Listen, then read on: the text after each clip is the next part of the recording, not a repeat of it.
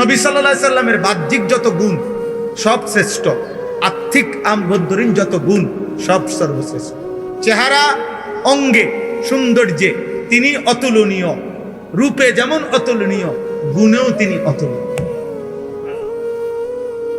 নবী সাল্লাল্লাহু আলাইহি সাল্লামের বাহ্যিক বেশভূষা এটাও সবচেয়ে সুন্দর, নবীজির আর্থিক গুণাগুণ সব শ্রেষ্ঠ সুন্দর।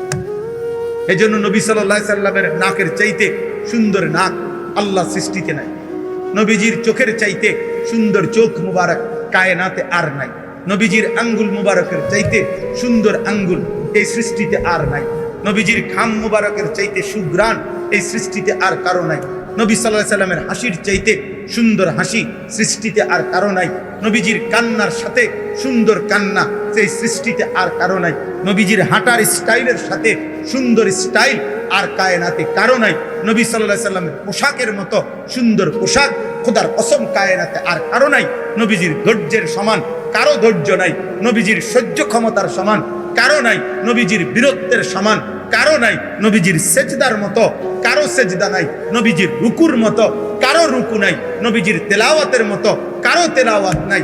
ও খালিকিয়ত মে বেমিসাল, ये हुस्न कमाल में बेमिसाल। উনি আল্লাহ, উনি যেমন তুলনাহীন, ইনি মুহাম্মদ, ইনিও তুলনাহীন।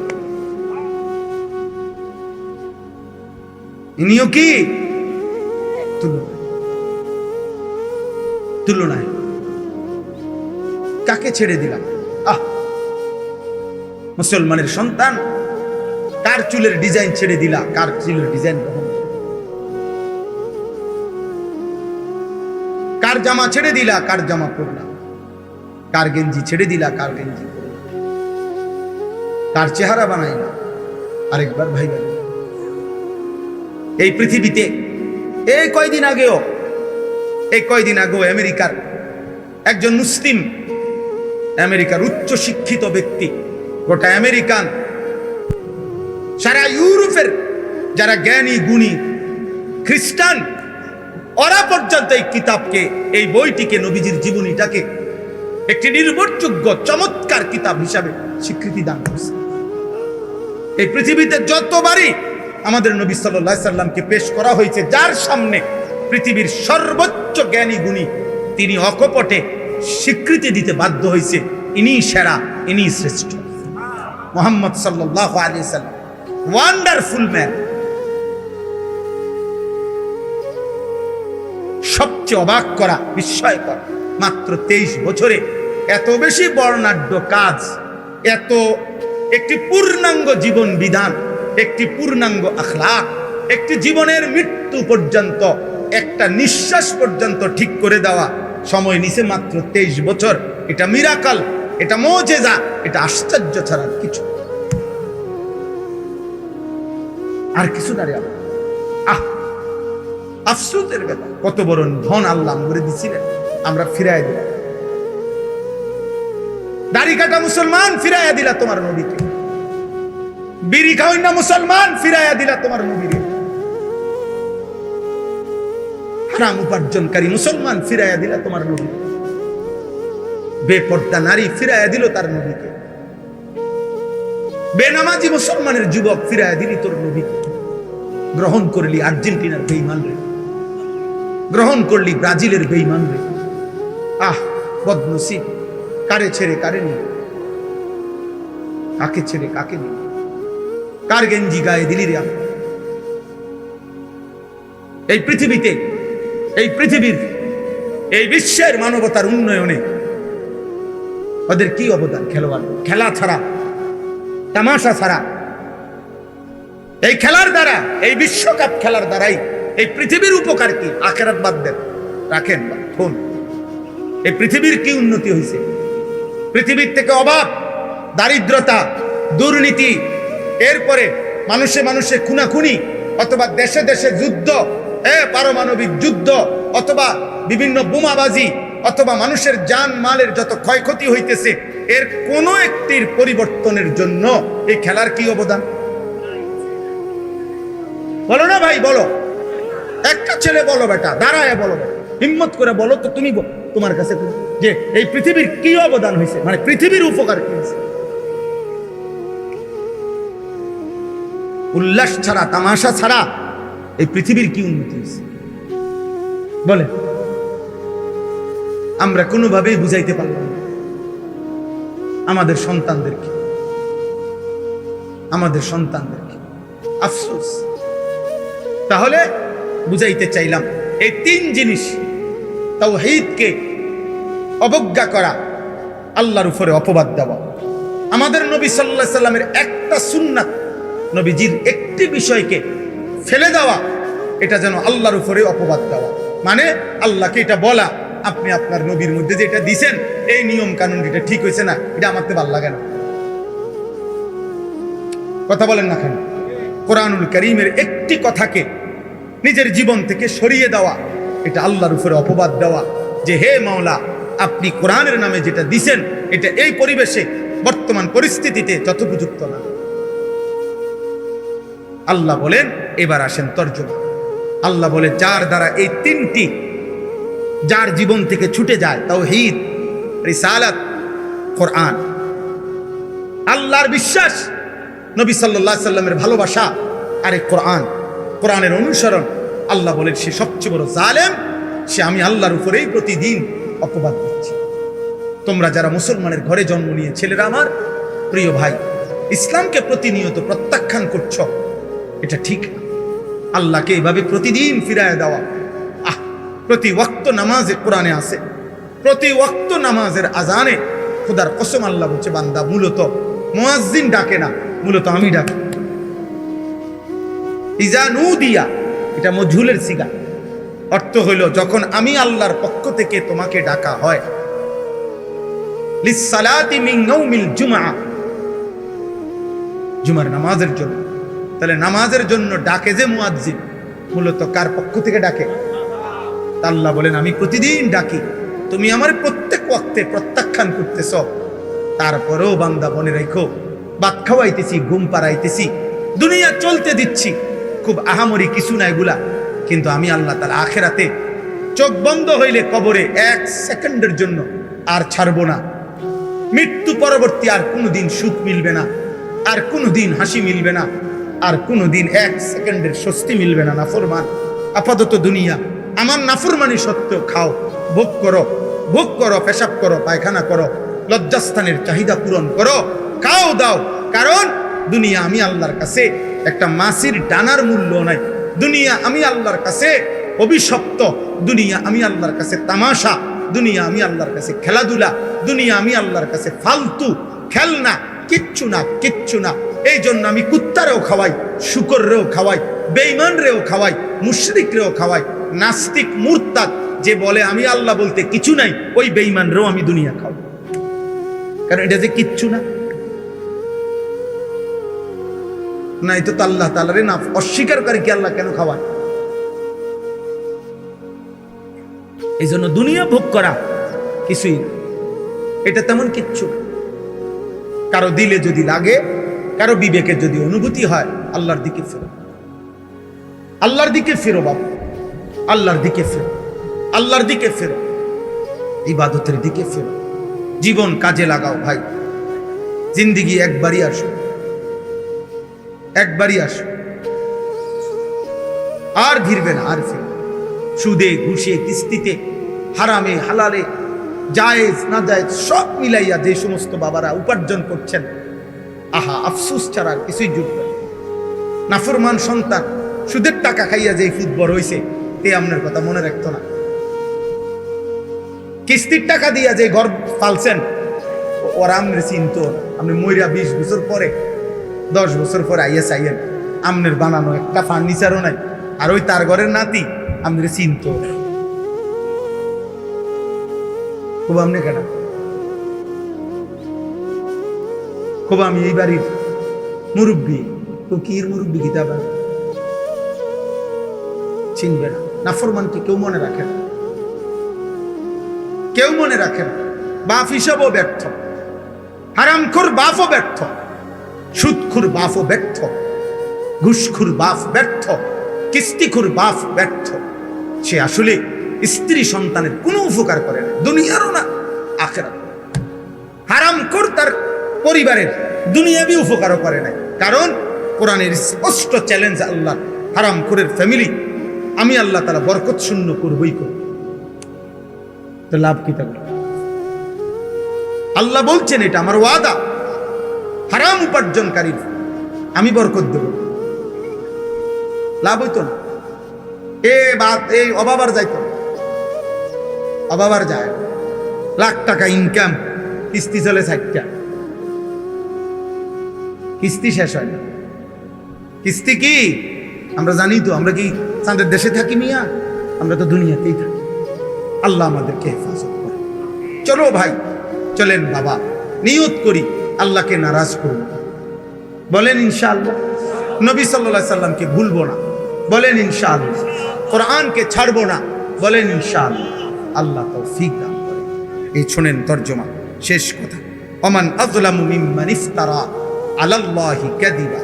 আল্লাহ তাআলা বলেন তার চাইতে বড় জালেম, তার চাইতে বড় পাপী আর কেউ নয় যে আমি আল্লাহর উপরে মিথ্যা অপবাদ দেয়।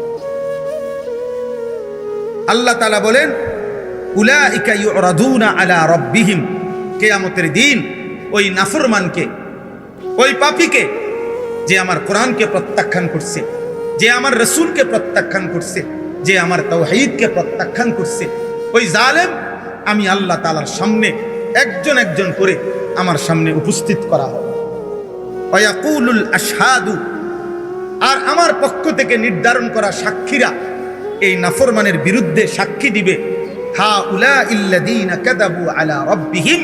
আল্লাহ এটাই আপনার সেই বেঈমান বান্দা যে আপনার প্রত্যেক কথা কাযাবু, মিথ্যা মনে করেছে। আমনে কইছেন এদিকে তে গেছে এদিকে। আল্লাহ বলেন আমার সাক্ষীরা একজন একজন করে বলবে। আল্লাহর সাক্ষী মোট 5টা। আল্লাহর সাক্ষী মোট কয়টা? 1 নাম্বার এই ডান কাদের বাম কাদের ফেরেশতা, এই ফেরেশতা সাক্ষী দিবে মুখ দিয়া। 2 নাম্বার এই লিখিত আমল নামা, ওই যে যেটা ওনারা লিখছে, মানে ওনারা মুখেও বলবে আবার লেখাও কি ফাইলও শো করবে। এই দ্বিতীয় সাক্ষী হলো কি? আমল নামা। 3 নাম্বার অঙ্গ প্রত্যঙ্গ, প্রত্যেক ব্যক্তির নিজ নিজ অঙ্গ, হাত পাও চোখ নাক কান, এগুলো আল্লাহর সামনে কি দিবে? এই কয়টা হলো? 4 নাম্বার পায়ের নিচের জমি, ইয়াউমা ইদিন তুহাদ্দিসু আখবারাহা। 5 নাম্বার স্বয়ং আল্লাহ নিজে। কয়টা হলো? আইনাল মাফার। আল্লাহ বলবে বান্দা এখন পালাবে। শোনো ফেরেশতা কি বলে, দেখো আমল নামায় কি লেখা, দেখো জমিন কি বলতেছে, দেখো তোমার অঙ্গ প্রত্যঙ্গ কি বলে। আমি আল্লাহ তো দেখছি। অহুয়াস সামিউল আলিম, অহুয়াল খবীর, অহুয়াল বসীর। আমি না বলছি এগুলা যে আমি সব শুনি, আমি সব জানি, আমি সব খবর রাখি, আমি সব দেখি। আমি আল্লাহ কি বলে নাই কোরআনে? কথা বলে না, বলে নাই তো? তুই আমার কথা পাত্তা দিলা না কা? এই বেটা, বিষয়টা কি? ঘটনাটা কি? কোরআনুল কারীমে আছে। নাফরমান চিৎকার দেওয়া শুরু করবে, আল্লাহর ফেরেশতাকে আল্লাহ বলবে খুযুহু ফাগুল্লু, ওরে ধর, বাঁধে। ফাগুল্লু অর্থ বাঁধে, ওরা বাঁধে, টাইট করে বাঁধে। ফেরেশতা বলবে আল্লাহ বাঁধ দিছি, এখন কি করব? আল্লাহ বলবেন সুম্মাল জাহিমা সাল্লু, একটা লাথি দিয়া জাহান্নামে ফেলবে। মার লাথি, মার, ফুটবলের মতো লাথি। সুম্মাল জাহিমা সাল্লু, জাহান্নামে ছুঁড়ে মার, দে লাথি দে। কি মনে করছেন আল্লাহকে? বাদ দুগা খাওয়াই দেখে ওরা মনে করছে না আমারে ফিরতো না, আমারে 3 বেলা ভাত খাওয়াই যেই আল্লাহ, আমারে ফিরবো কি না? আপনারে ফিরতো না, আপনারে ললিপপ খাওয়াই, আপনারে কবরে আপেল মালটা খাইতে দিই। আপনি 60 বছর পর্যন্ত বিড়ি খাইতে থাকেন, আপনি 70 বছরের বুড়া চাচা, আপনি অনবিড়ি খান, খান, অসুবিধা নাই, খাইতে থাকেন বিড়ি। আপনার জন্য ফেরেশতা কবরে রাখছে, আপেল মালটা কাটতে রাখছে, গেলে পাইবে। হ্যাঁ হ্যাঁ, খামখেয়ালি। বয়স্ক মানুষেরও যদি গুনাহ ছাড়ার টাইম না হয়, আর কখন ছাড়বে?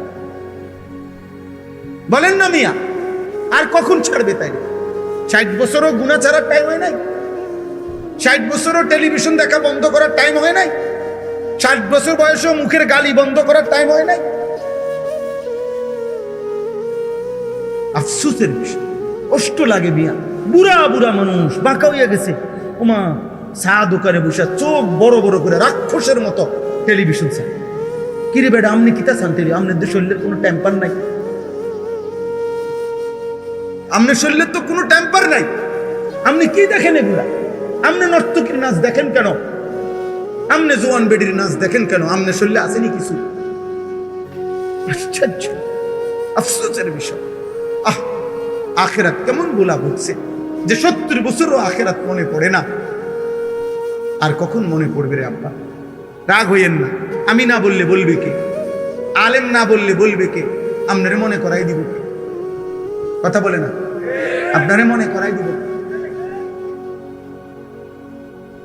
আমরাও শুনতে যাই। আলহামদুলিল্লাহ, আমার শায়েখ আল্লামা মুফতি মুশতাকুন নবী কাসিমি হযরত বয়ান করে, তো আমরা নিচে বসে শুনি। আমাদের শায়েখ ঢালকানগরের শায়েখ আরিফ বিল্লাহ হযরত মাওলানা শাহ আব্দুল মতিন বিন হুসাইন প্রতি মাসে হযরতের খানকায় আমরাও যাই শুনতে। এমন না বিষয় কেবল বলি, না না বাপ, বিশ্বাস করেন আমরাও আমাদের বড় বড় উলামায়ে কেরামের কথা শুনতে থাকি, পড়তে থাকি। দেখেন আপনি গাড়িতে কিতাব আছে কিনা, সাথে যে খাদেম থাকে তাকে বলেন, জিজ্ঞেস করেন যে উনি পড়ে কিনা, শোনে কিনা। অর্থ হইল আমরা প্রত্যেকেরই সংশোধন দরকার কিনা, বলেন না? আল্লাহ আমাদেরকে বুঝার তৌফিক দান করেন। তো আলা লানাতুল্লাহি আলা যালিমিন, আল্লাহ সমস্ত শুইনা, এই যে সাক্ষীর সব গুনার বর্ণনা শুইনা আল্লাহ বলে, জালেম তোর উপরে আল্লাহর লানত, লানাতুল্লাহ। বেনামাজি তোর উপরে আল্লাহর লানত, নাফরমান তোর উপরে আল্লাহর লানত, হারামখোর তোর উপরে আল্লাহর লানত। তুই জীবনটা কি করলি? তুই হায়াতটা কি করলি বান্দা? আমি তোরে কি না দিছিলাম? আল্লাহ আমাদেরকে মাফ করে দেন। আল্লাযীনা ইয়াসুদ্দুনা আন সাবিলিল্লাহ ওয়া ইয়াবগুনাহা ইওয়াজা। আল্লাহ বলেন, আমার এই জালেম নাফরমান বান্দা নিজে তো আমার পথে চলে নাই, তদুপরি যে চলতে চাইছিল এমনও বহু লোককে আমার পথ থেকে বিরত রাখছে। আরে থু, যাইতেছেনি নামাজ, বুঝেন নাই কথা? যাইতেছে কেন নাকি নামাজ? একবার এরকম শুরু করছো কেন? নতুন নামাজি হয়ে গেছে, এই হইল নি কথা? এমন কই না নাই? কথা বলেন না? হ্যাঁ, একেবারে বাপরে, এবার একেবারে আজকে আব্দুল কাদের জিলানী হয়ে গেছে। ও হ্যাঁ, বুজুর্গি একেবারে বাপ। তোর চিনি না বেটা, তোরে আমি এই বেটারে বললা একটা কিছু বলিয়া তারে কি করে দিল? নার্ভাস করে দিল। সে ফিরতে চাইছিল, কিন্তু ওই শয়তানে তারে কি করে দিল? ফিরাইয়া দিল আল্লাহর পথ। আল্লাহ বলেন, ওই জালেমদের উপরে আমার লানত, যে কেউ আমার পথে চলতে চাইলে যাকে বাধা দেয়। ওয়ায়াবগুনাহা ইওয়াজা। 3 নম্বরে আল্লাহ বলেন, ওই জালেমের উপরে আল্লাহর লানত, যে সর্বদা আল্লাহর দ্বীন শরীয়তের মধ্যে ভুল ভ্রান্তি ত্রুটি বক্রতা তালাশ করে। কি দিয়ে? ফেসলা গান। কথা বোঝেন নাই? কথা নাউজুবিল্লাহ। অহুম বিল আখিরাতি হুম কাফিরুন। আল্লাহ বলে, আখিরাতকে অস্বীকারী, আখিরাতকে বিশ্বাস করে না এবং জালেমের উপরে আল্লাহর লানত। এবার আল্লাহ বলেন, উলাইকা লাম ইয়াকুনু মুজিজিনা ফিল আরদ। তবে শুনে নাও, জালেম নাফরমান পাপী যত যাই করো না কেন, আমি আল্লাহকে তুমি দুনিয়াতেও অক্ষম করতে পারবা না। আমার দুনিয়া আমারই, আমার কাছেই তোমার হায়াত, আমার কাছেই তোমার মৃত্যু। তুমি সর্বোচ্চ ক্ষমতার মস্তদে উঠলেও আমার হাত থেকে ছুটতে পারতা না। আর আমি আল্লাহ থেকে আমারে অক্ষম করিয়া যে আমি আর মরবো না, এরকম সিদ্ধান্ত তুমি দিতে পারবা না। কাজে ঘুরে ফিরে তুমি আমারই হাতে। কার হাতে? পৃথিবীর সবচেয়ে বড় পাপী কার হাতে? উলাইকা লাম ইয়াকুনু মুজিজিনা ফিল আরদ ওয়া মা কানা লাহুম মিন দুনিল্লাহি মিন আউলিয়া। আখিরাতে গেলে দেখবে আমি ছাড়া কোনো বন্ধু নাই। আমি ছাড়া কি কোনো বন্ধু নেই। পাপীরা মনে রাখতে হবে, আমি আপনি সুপারিশ করবে ওই ফুতে, নাতি, নবী, আউলিয়া সব ঠিক আছে, কিন্তু খোদার কসম সুপারিশ করার জন্য আল্লাহ তাআলা অনুমতি দিবে যাকে, সে সুপারিশ করবে। আর আল্লাহ সুপারিশ করার পর আল্লাহ যাকে অনুমোদন দিবে সেই কেবল জান্নাতি হবে। সুপারিশ মানেই কি না জান্নাত না, অনুমোদন দেওয়া হলো জান্নাত। অনুমোদন দিবে আল্লাহ। আল্লাহ বলবে হ্যাঁ তুমি সুপারিশ করো। আল্লাহর বান্দা বলার পরে সে আল্লাহ যদি বলে ওরে বাদ দিয়া আরেকজনকে বলো এরে দেব না আমি জান্নাত, তো খোদার কসম পাহাড় উল্টে যাবে, মাগার জান্নাতের ফয়সালা আর কেউ দিতে পারবে। আবু তালেব ঈমান আনুক, নবী চায় নাই? কথা বলেন না কেন? আবু তালেব ঈমান আনুক, নবী চাইছিলেন? আবু জেহেল ঈমান আনুক, নবী চাইছিলেন? আবু লাহাব ঈমান আনুক, নবী চাইছিলেন? তো আল্লাহ বলছে বন্ধু তার ব্যাপারে আপনার দাওয়াত আমি গ্রহণ করলাম না। আবু বকরেরটা গ্রহণ করলাম, ওমরেরটা গ্রহণ করলাম, উসমানেরটা গ্রহণ করলাম। তো আল্লাহ এও কুরাইশ বংশের, এও কুরাইশ বংশের, এরটা গ্রহণ করলেন কেন, এরটা গ্রহণ করলেন না কেন? আল্লাহ বলেন ফয়সালা আমার, দাওয়াত আপনার। দাওয়াত দিবেন আপনি, সিদ্ধান্ত দেবে আল্লাহ। ঠিক সুপারিশ করবেন আপনি, সিদ্ধান্ত দিবে কে?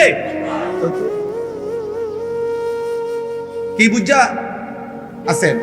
নবী সুপারিশ করবে 100 বার, হাফেজ আলেম সুপারিশ করবে 100 বার, পীর আউলিয়া আল্লাহর নেক বান্দা সুপারিশ করবে, ঠিক আছে সব, কিন্তু আপনাকে যে ছাড়বে তার নিশ্চয়তা কি? তার নিশ্চয়তা কি? আল্লাহ আমাদেরকে হেফাজত করে, আল্লাহ আমাদেরকে ইউদাআফু লাহুমুল আযাব। আল্লাহ তাআলা বলেন নেক কাজের পথে যারা বাধাগ্রস্ত করেছে তাদের জন্য দ্বিগুণ শাস্তি। মা কানু ইস্তাতিউনা আস-সামআ ওয়া মা কানু ইউবসিরুন। আমি আল্লাহর কথা না কান দিয়া শুনছে না চোখ দিয়া দেখছে, কিছুই করে না। উলাইকাল্লাযীনা খাসিরু আনফুসাহুম ওয়া যাল্লা আনহুম মা কানু ইফতারুন। আল্লাহ বলেন আজ আখিরাতে তারা নিজেরাও ক্ষতিগ্রস্ত হলো, আর আমি আল্লাহকে বাদ দিয়ে যার দিকে ফিরছিল সেও তাদেরকেও হারিয়ে ফেললো। আর আজ আর দেবতাও মিলবে না, আজ আর মূর্তিও পাবে না, আজ আর বন্ধু নামের যারা অসৎ পথে চালাইছে তাদেরকেও পাবে। লা জারামা আন্নাহুম ফিল আখিরাতি হুমুল আখসারুন। নিঃসন্দেহে তারা আখিরাতে ক্ষতিগ্রস্ত। কি বলেন না? ক্ষতিগ্রস্ত। আল্লাহ আমাদেরকে হেফাজত করে। লা জারামা আন্নাহুম ফিল আখিরাতি হুমুল আখসারুন। ইন্নাল্লাযীনা আমানু ওয়া আমিলুস সালিহাতি ওয়া আখবাতু ইলা রাব্বিহিম উলাইকা আসহাবুল জান্নাহ হুম ফিহা খালিদুন। মাসালুল ফারিকাইনি কাল আ'মা ওয়াল আসাম্মি ওয়াল বাসীরি ওয়াস সামি'। হাল ইয়াস্তাওয়িয়ানি মাসালা আফালা তাযাক্কারুন। সাদাকাল্লাহু মাওলানাল আযীম। قال نبينا صلى الله عليه وسلم إن الله يرفع بهذا الكتاب أقواما ويضع به آخرين. اللهم صل على محمد وعلى آل محمد كما صليت على إبراهيم وعلى آل إبراهيم إنك حميد مجيد. اللهم بارك على محمد وعلى آل محمد كما باركت على إبراهيم وعلى آل إبراهيم إنك حميد مجيد. سبحانك لا علم لنا إلا ما علمتنا إنك أنت العليم الحكيم. الحمد لله. আল্লাহ পাক রব্বুল ইজ্জত জুল জালাল ওয়াল ইকরামের ফজল করম, রব্বুল আলামিনের ইহসান মেহেরবানি দয়া, আল্লাহ তাআলা আমাদেরকে আজ 18 জুলাই 2026 রোজ শনিবার বিবাড়িয়া জেলা নবীনগর উপজেলাধীন ভোলাচং হাই স্কুল মাঠে আহলুস সুন্নাহ ওয়াল জামাআ পাঠাগারের উদ্যোগে আজকের এই মুতাবাররাক পঞ্চম বার্ষিক ওয়াজ মাহফিলে আল্লাহ তাআলা আমাদেরকে আসবার বসবার আল্লাহর জন্যই জমা হওয়ার তৌফিক দান করেছেন। আলহামদুলিল্লাহ। ভাইয়া আপনি এই মোবাইলটা বন্ধ করে দেন। এই যে ভাই আপনারে বলছি এটা বন্ধ করে দেন। আপনি এটা বন্ধ করে দেন ভাই, আপনারে বলছি আপনি এটা বন্ধ করেন, আপনার ভালো হবে ভাইয়া, আপনার কল্যাণের জন্য বলছি, আপনার কল্যাণ আমি বলছি, আপনি বলুন, যুক্তি দেখান কেন? আপনার জন্য আমি বললাম, আপনি আমার শ্রোতা না, এখন কথা বলেন না, আপনি আমার শ্রোতা কিনা এখন? ঠিক আছে যান, ঠিক আছে আপনি যান। ঠিক আছে ভাইয়া, মূলত আমরা কেন চাই, মূল প্রশ্ন হলো প্রত্যেক ব্যক্তি, হ্যাঁ মাশাআল্লাহ চাচার সামনে এসে বসে,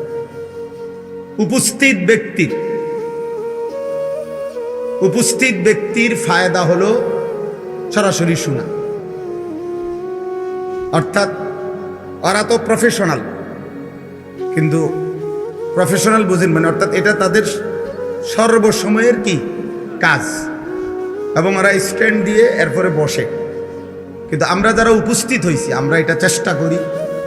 এই যে ছেলে পেলে প্রত্যেকের হাতে মোবাইল আছে আমি জানি ব্যক্তিগত, কিন্তু উদ্দেশ্য হলো আমাদের, সেটা আমি সারা বাংলাদেশে বলি যে নগদ শুনবার, চোখের দিকে তাকাইয়া সাংঘাতিক ফায়দা। মানে আপনি 1 লক্ষ ওয়াজ মোবাইলে শোনা, আলেম যেই হোক, আপনার মসজিদের ইমাম সাহেব হোক, সামনাসামনির দিকে তাকাইয়া শোনার মধ্যে বরকত বেশি। আর মোবাইল হাতে ধরে রাখলে এই মনোযোগ হয় না। এই আমি এখানে পড়ছি আপনার ঘরে শোনাবো, এখানেও একটা আয়াত আছে। আল্লাহ তাআলা বলছেন কোরআনের একাধিক জায়গায়, আল্লাহ তাআলা বলছে 3 জিনিস একত্র করো, 1 কান, 2 চোখ, 3 দিল। এই 3টি যদি একমুখী করতে পারো, এক মন করতে পারো, একাগ্রতা, তো আল্লাহ তাআলা ওয়াদা দিছেন নিশ্চয়ই আমার কোরআনের মধ্যে তার জন্য উপদেশ রয়েছে। ইন্না ফী যালিকা লাযিকরা লিমান কানা লাহু কলবুন আও আলকাস সামআ ওয়া হুয়া শাহীদ। আল্লাহ তাআলা বলে নিশ্চয়ই এই কোরআনের মধ্যে উপদেশ রয়েছে যার দিল আছে, কান আছে এবং সচক্ষে উপস্থিত আছে। তাহলে কি বোঝা গেল? এই 3 অঙ্গ যখন কেউ একসাথ করে শুনে, তাইলে তার হৃদয়ে কথা পৌঁছে, তার অন্তরে কথা বোঝে। মানুষ একদিনে পরিবর্তন হয় না, একদিনে কেউ পরিবর্তন হবে না, কিন্তু আল্লাহর কুদরতে, আল্লাহর দয়ায় ঠিক কখন কার পরিবর্তন আমরা কেউ জানি না। এই জন্য ধারাবাহিক মনোযোগ থাকলে আল্লাহর যখন দয়া হয়, মায়া হয়, তো আল্লাহ তাআলা জিন্দেগি বদলায়, জীবন বদলায় দেয়। এতে ফায়দা হয়, এতে উপকার হয়। তাইলে কোরআনুল কারীমের মধ্যে আছে, আল্লাহ তাআলা বলেন ওয়া ইযা কুরিআল কুরআন ফাসতামিউ লাহু ওয়া আনসিতু লাআল্লাকুম তুরহামুন। যখন কোরআন পড়া হয় আল্লাহ তাআলা বলেন তোমরা মনোযোগ দিয়ে শোনো এবং চুপ থাকো, মনোযোগ দিয়ে শোনো এবং চুপ থাকো, লাআল্লাকুম তুরহামুন। আল্লাহর ওয়াদা এটা, যখন তোমরা মনোযোগ দিয়ে শুনবা, চুপ থাকবা, অবশ্যই তোমাদের উপরে রহমত বর্ষিত হবে। সুবহানাল্লাহ। রহমত বর্ষিত হবে মানে কি? এই কথার অর্থ কি? তাফসীরে রুহুল মানিতে আছে, আল্লাহ তাআলা বলেন লাআল্লাকুম তুরহামুন, রহমত বর্ষিত হবে। মানে হলো তাফসীরে লিখছে আল্লাহ তোমাকে যে কথাগুলো শুনলা ওই কথাগুলোর উপর আমলের তৌফিক দেবে। মোটা দাগে কম বেশি ওয়াজ বক্তা বলেন আর শ্রোতা বলেন আমরা মুসলমান, বক্তা আমরা মুসলমান, আপনারাও মুসলমান, আলহামদুলিল্লাহ। কম বেশি কথা মৌলিক ইসলামের সবাই আমরা জানি। 5 ওয়াক্ত নামাজ ফরজ, এটা আমি আজকে নতুন করে বলতে হবে আপনাকে? কথা বলেন না? সুদ খাওয়া হারাম, এটা আপনাকে আমি আজকে নতুন করে বলতে হবে, আপনি আর শুনেন নাই। তাইলে মোটা দাগের শরীয়তের বিধান, হালাল হারাম, মৌলিক বিধানগুলো, সূক্ষ্মগুলো ওলামায়ে কেরাম জানে, তো মোটা বিধানগুলো সবাই জানে। তাইলে সবাই আমরা কম বেশি জানি, কিন্তু এই ওয়াজের মাকসাদ কি, ওয়াজের অর্থ কি? তাই প্রত্যেক জুমার নামাজে বয়ানের প্রয়োজন কি? তাই আপনারা তো একবার কইয়াই দিছি নামাজ 5 ওয়াক্ত ফরজ, তা আর বলার দরকার কি? আল্লাহ তাআলা কোরআন কারীমের মধ্যে বলছেন, হে নবী আপনি আমার কথা বারবার বলেন, বারবার বলেন, বারবার বলেন, বারবার বলেন, বারবার বলেন। কেন? ফাইন্নাদ যিকরা তানফাউল মুমিনিন, প্রত্যেকবারের বলার দ্বারা মুমিনের উপকার হবে। কতকাল শুনে নাই, আজ শুনবে, আজ শুনে নাই, কাল শুনবে। 10 বছর ফিরাই দিছে আল্লাহর কথা, হতে পারে মালিক চাইলে 10 বছর পরে আল্লাহর দিকে ফিরে আসবে। হাদিসে আপনি রাসূলুল্লাহ সাল্লাল্লাহু আলাইহি সাল্লামের জামানায় নবীজি মক্কায় এমনও ব্যক্তি ছিল, মক্কাতেই কালেমার দাওয়াত দিছেন। কেউ প্রথম দিনে কালেমা পড়ছে, কেউ 21 বছর পরে কালেমা পড়ছে। আবু সুফিয়ান রাদিয়াল্লাহু তাআলা আনহু, নবীজির চাচা আবু সুফিয়ান, তিনি মক্কার 13 বছর নবীজির সামনেই ছিলেন এবং নবী সাল্লাল্লাহু আলাইহি সাল্লাম উনাকে প্রতিদিনই নিয়মিত কালেমার দাওয়াত দিয়েছেন। কিন্তু উনি 13টি বছরে মক্কায় কালেমা গ্রহণ করেন। মদিনায় নবী সাল্লাল্লাহু আলাইহি সাল্লাম হিজরত করে গেছেন। বদরের যুদ্ধে উনি নবীজির বিরুদ্ধে ছিলেন, উহুদের যুদ্ধে উনি নবীজির বিরুদ্ধে ছিলেন, খন্দকের যুদ্ধে উনি নবীজির বিরুদ্ধে ছিলেন। 8ম হিজরিতে মদিনায় হিজরত করে নবী সাল্লাল্লাহু আলাইহি সাল্লাম যাওয়ার 8 বছরের মাথায় এই আগের 13 আর এখন হলো কত 8, কত হইল এই 21 বছর পরে মক্কা বিজয়ের রাতে এই আবু সুফিয়ান রাদিয়াল্লাহু তাআলা আনহু তিনি কালেমা পড়ে মুসলমান হয়েছে। কিন্তু নবীজি দাওয়াত দিছে কত বছর আগ থেকে? 21 বছর আগ থেকে বলতে থাকছে, বলতে থাকছে, কিন্তু কালেমা পড়ছে কত বছর পরে? 21। হাদিসে স্পষ্ট আছে ওমরের জামানায়, হযরত উসমানের জামানায়, মানে নবী সাল্লাল্লাহু আলাইহি সাল্লামের ইন্তেকালের পরে 2.5 বছর খলিফা ছিলেন মুসলমানদের আবু বকর সিদ্দিক রাদিয়াল্লাহু তাআলা আনহু। 10.5 বছর মুসলমানদের খলিফা ছিলেন হযরত ওমর রাদিয়াল্লাহু তাআলা আনহু। এই 10.5 বছরে ওমর রাদিয়াল্লাহু তাআলা আনহুর জামানায়ও এমন অনেক লোক কালেমা পড়ছে যাদেরকে দাওয়াত দেওয়া শুরু করছিলেন নবীজি। বুঝেন নাই কথাটা? দাওয়াতটা দিছিল কে? কিন্তু ঈমান আনছে কখন? নবী সাল্লাল্লাহু আলাইহি সাল্লামের ইন্তেকালেরও আরো 8 বছর পর, আরো 10 বছর পর। তাহলে নবীজির 23 বছরের হায়াত, পরে আরো 8 বছর, তাহলে 31 বছর, পরে আরো 10 বছর, তাহলে 33 বছর পরে কালেমা পড়ছে। বৃদ্ধ লোক বলছে, ওমর আমি মুহাম্মদের কাছ থেকেই দাওয়াত পাইছিলাম, কিন্তু আমি শুনতেছিলাম, দেখতেছি মুহাম্মদের সমস্ত ভবিষ্যৎবাণীগুলো দুনিয়ার মুসলমানদের বিজয়ের, ও ভাই মোবাইল এটা নামান, তো সবগুলো বিজয়ের, সবগুলো ঘটনা একটা একটা করে বাস্তবে ফলছে। এই বৃদ্ধ লোক আইসা ওমরকে বলছে, ওমর মুহাম্মদ সাল্লাল্লাহু আলাইহি সাল্লাম, মুহাম্মদের সব কথা আমি আমার হায়াতে দেখলাম একটা একটা করে ফলে গেল, হয়ে গেল। তাহলে আমার এখন বিশ্বাস হয়েছে ওই আখিরাত পরকাল সম্পর্কে যে কথাগুলো বলে এগুলো হইবে। কারণ এটি যেহেতু হয়েছে, সব যেমনে কইছে এমনে বুঝা গেছে মৃত্যু এবং পরকাল সম্পর্কে মুহাম্মদ যা বলতেছিল এগুলোও হবে। অতএব আমি কালেমা পড়ে মুসলমান হইতে চাই। তাহলে দাওয়াত দিছিল কে? নবী সাল্লাল্লাহু আলাইহি সাল্লাম। কালেমা পড়ছেন কখন? ওমরের জামানায়। এজন্য কোনো ওয়াইজ আমরা হতাশ হই না। আমারও যদি আপনি এখন বলেন, আমি আজকে 22 বছর আলহামদুলিল্লাহ আল্লাহর দয়ায়, এই অল্প বেশি ওয়াজের বয়স 22 বছর, এখন আমারে আপনি যদি বলেন আমি 22 বছরে কয়জন হেদায়েত হয়েছে, তো এটা নিয়ে আমার দায়িত্ব। এই কয়জন হয়েছে নাম লিস্টি করা আমার দায়িত্ব।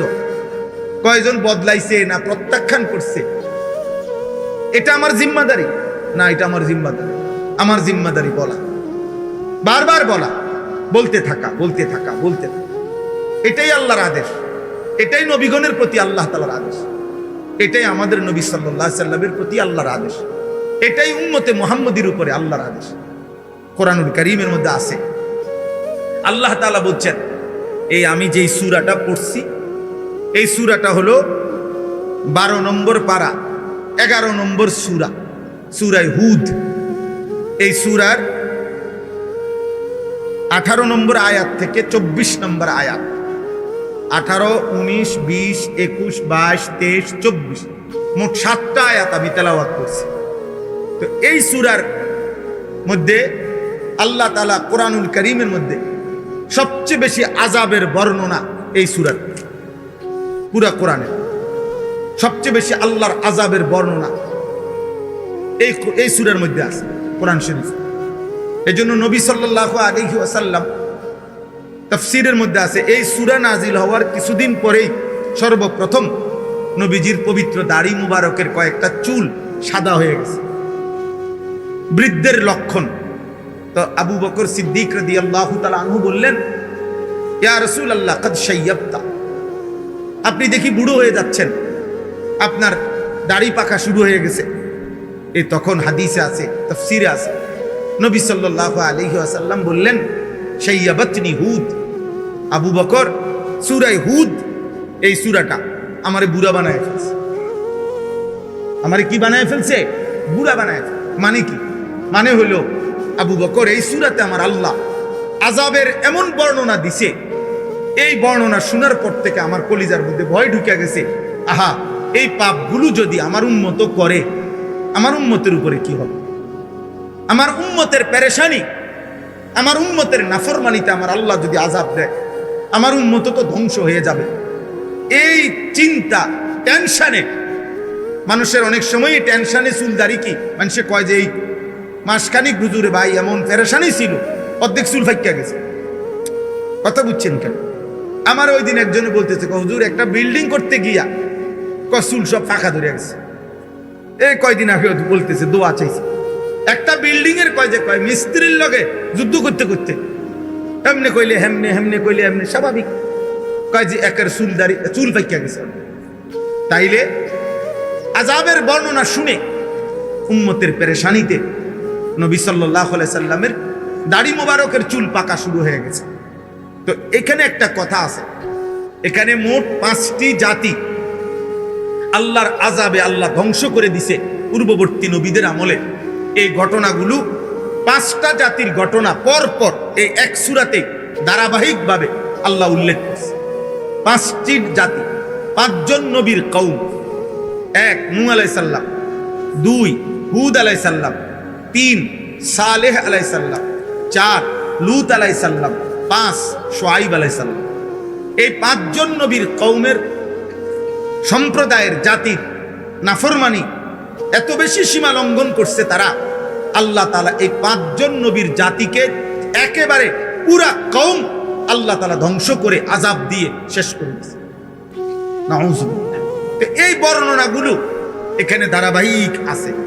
এই 25 নম্বর আয়াত থেকে 115 নম্বর আয়াত পর্যন্ত মোট 91টা আয়াতে আল্লাহ তাআলা ধারাবাহিকভাবে আযাবের বর্ণনা দিয়েছে, শাস্তির বর্ণনাগুলো উল্লেখ করছে 5টা জাতি কওমের। এরপরে দেখেন, সর্বশেষ সমস্ত বর্ণনা আযাবের শেষ করে আল্লাহ তাআলা একটা কথা নবীজিকে শুনাইছেন যে, হে বন্ধু, এই যে পূর্ববর্তী 5টি জাতিকে আমি শেষ করে দিলাম আযাব দিয়ে। কেন? চূড়ান্ত আযাব দিয়ে, একেবারে কোলের বাচ্চা, দুধের বাচ্চা, নারী, পুরুষ, জওয়ান, বুড়া, পুরা জাতি একসাথে শেষ করে দিছি। কেন দিলাম? ছোট বাচ্চাও ছিল, কোলের বাচ্চাও ছিল, সব শেষ করে দিছে আল্লাহ। কেন? প্রশ্ন হলো কেন? তো আল্লাহ তাআলা এখানে উল্লেখ করছে, বন্ধু, নাফরমানি শেষ, পাপ তো করতেছিল তারা, আমার অবাধ্যতা তো তারা করতেছিল, কিন্তু তাদের সীমা লঙ্ঘন হলো এই যে তারা পাপ করতে করতে এই পর্যায়ে পৌঁছে যে একটা সময় আইসা পুরা জাতির মধ্যে আর কেউ কাউকে গুনাহ থেকে ফিরায় না, সংশোধনের আর কেউ চেষ্টা করছে না।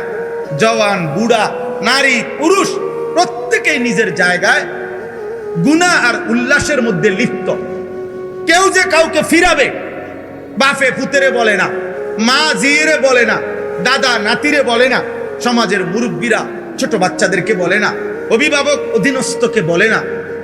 এই কথাই স্পষ্ট কোরআনে আল্লাহ উল্লেখ করছে। বন্ধু, যেদিন আমি দেখলাম যে সবাই পাপে ডুবে গেছে, কেউ আর আমি আল্লাহর কথা বলতেছে না, ফিরাইতে চাইতেছে না, কাউকে জাহান্নাম থেকে বাঁচাইতে চাইতেছে না, তো আমি আল্লাহর আযাব তখন পুরা জাতি ধ্বংস করে শেষ করে দিয়েছি। এখানে একটা কথা আছে, আল্লাহ তাআলা বলছে কোন জাতি, কোন সম্প্রদায় পাপ যতই করুক, যদি বন্ধু আপনার কাছে ওয়াদা দিলাম কিয়ামত পর্যন্ত নিজেদের মধ্যে যদি সংশোধনের চেষ্টা চালু রাখে, কম হোক, কিন্তু তাদের মধ্যে যদি ফিরাইবার চেষ্টা থাকে গুনাহ থেকে, নাফরমানি থেকে, আল্লাহর অবাধ্যতা থেকে, তাহলে আমি আল্লাহ ওয়াদা দিলাম পাপের পরিমাণ যতই হোক পুরা জাতি দুনিয়াতে আযাব দিয়ে ধ্বংস করব। কিসের ভিত্তিতে বলেন?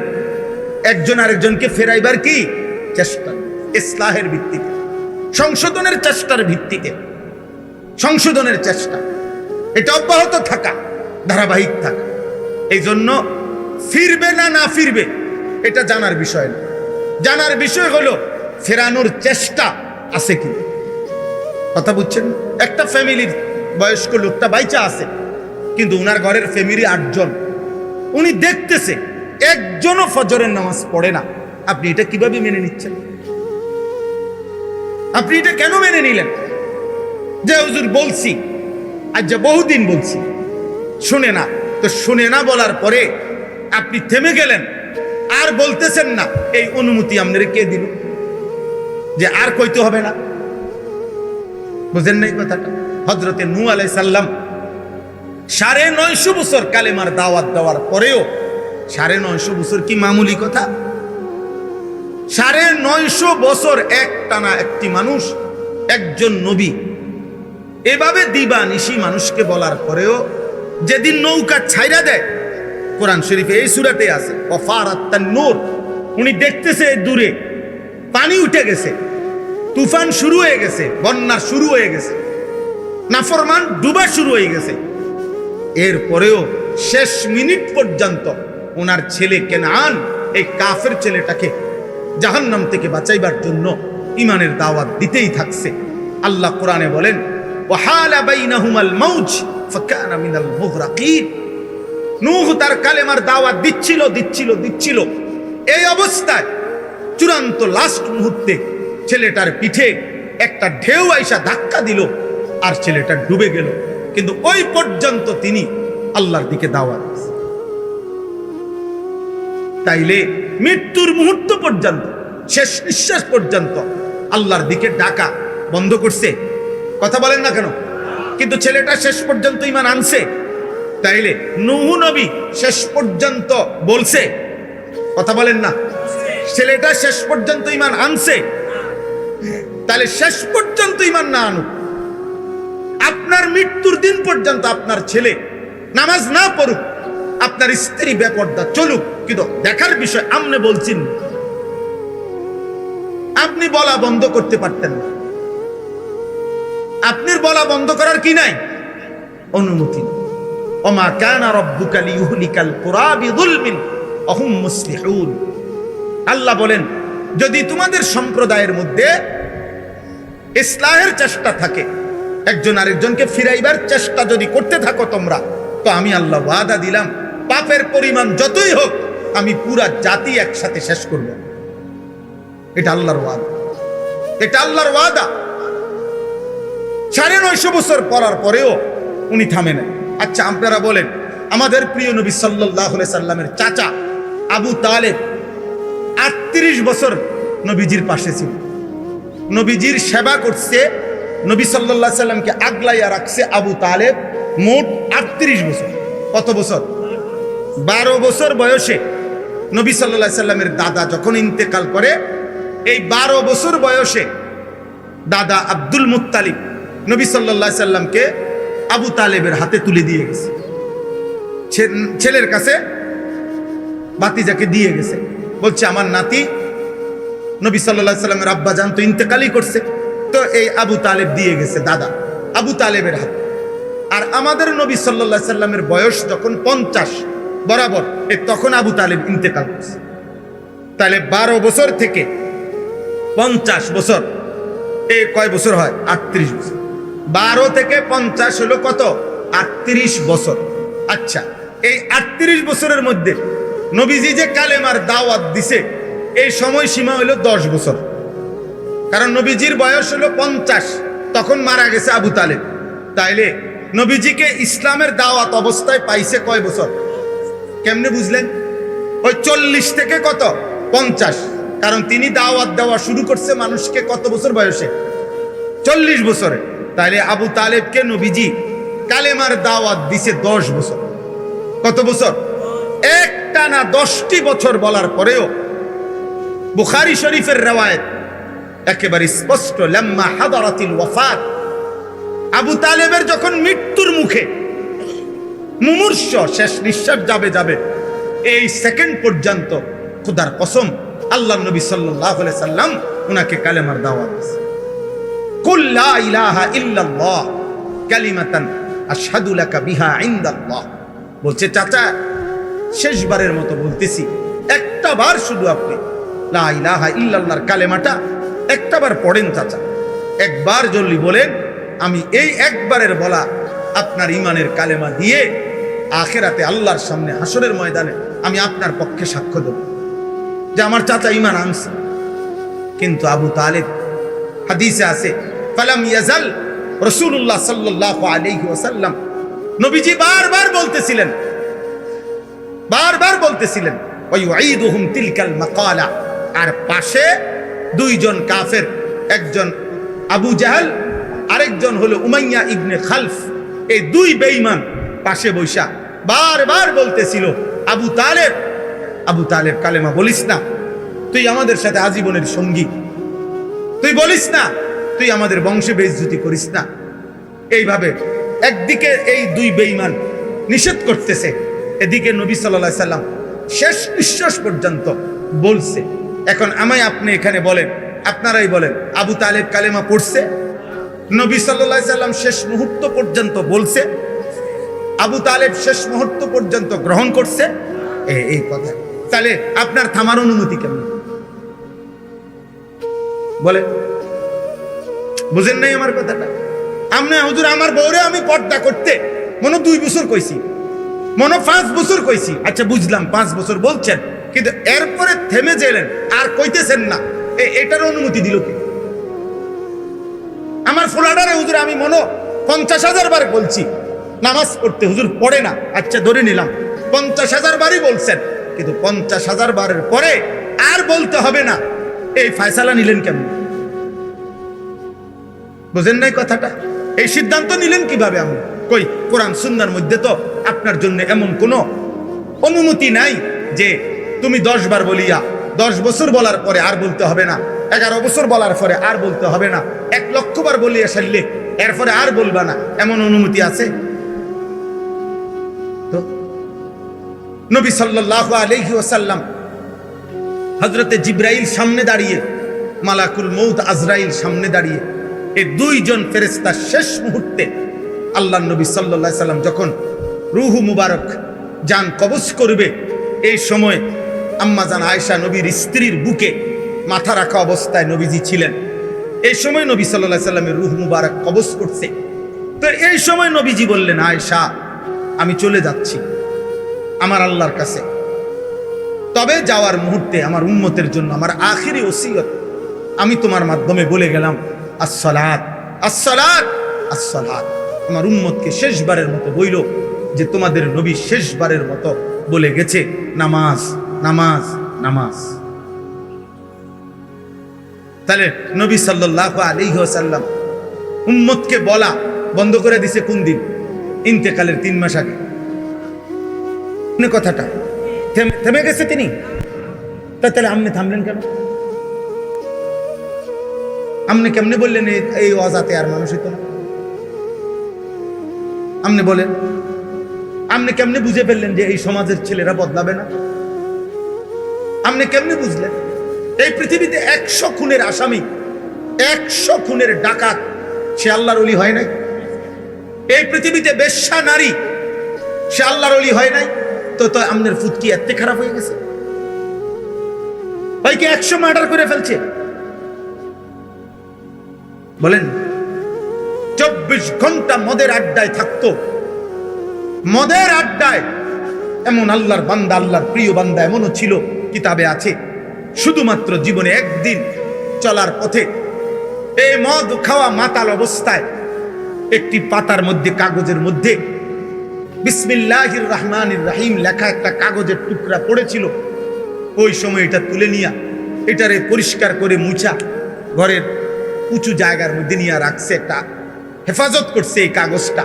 আল্লাহ তাআলা এই বরকতে ওনার তওবা নসিব করে ওনারে জামানার আউলিয়া বানায় ফেলছে।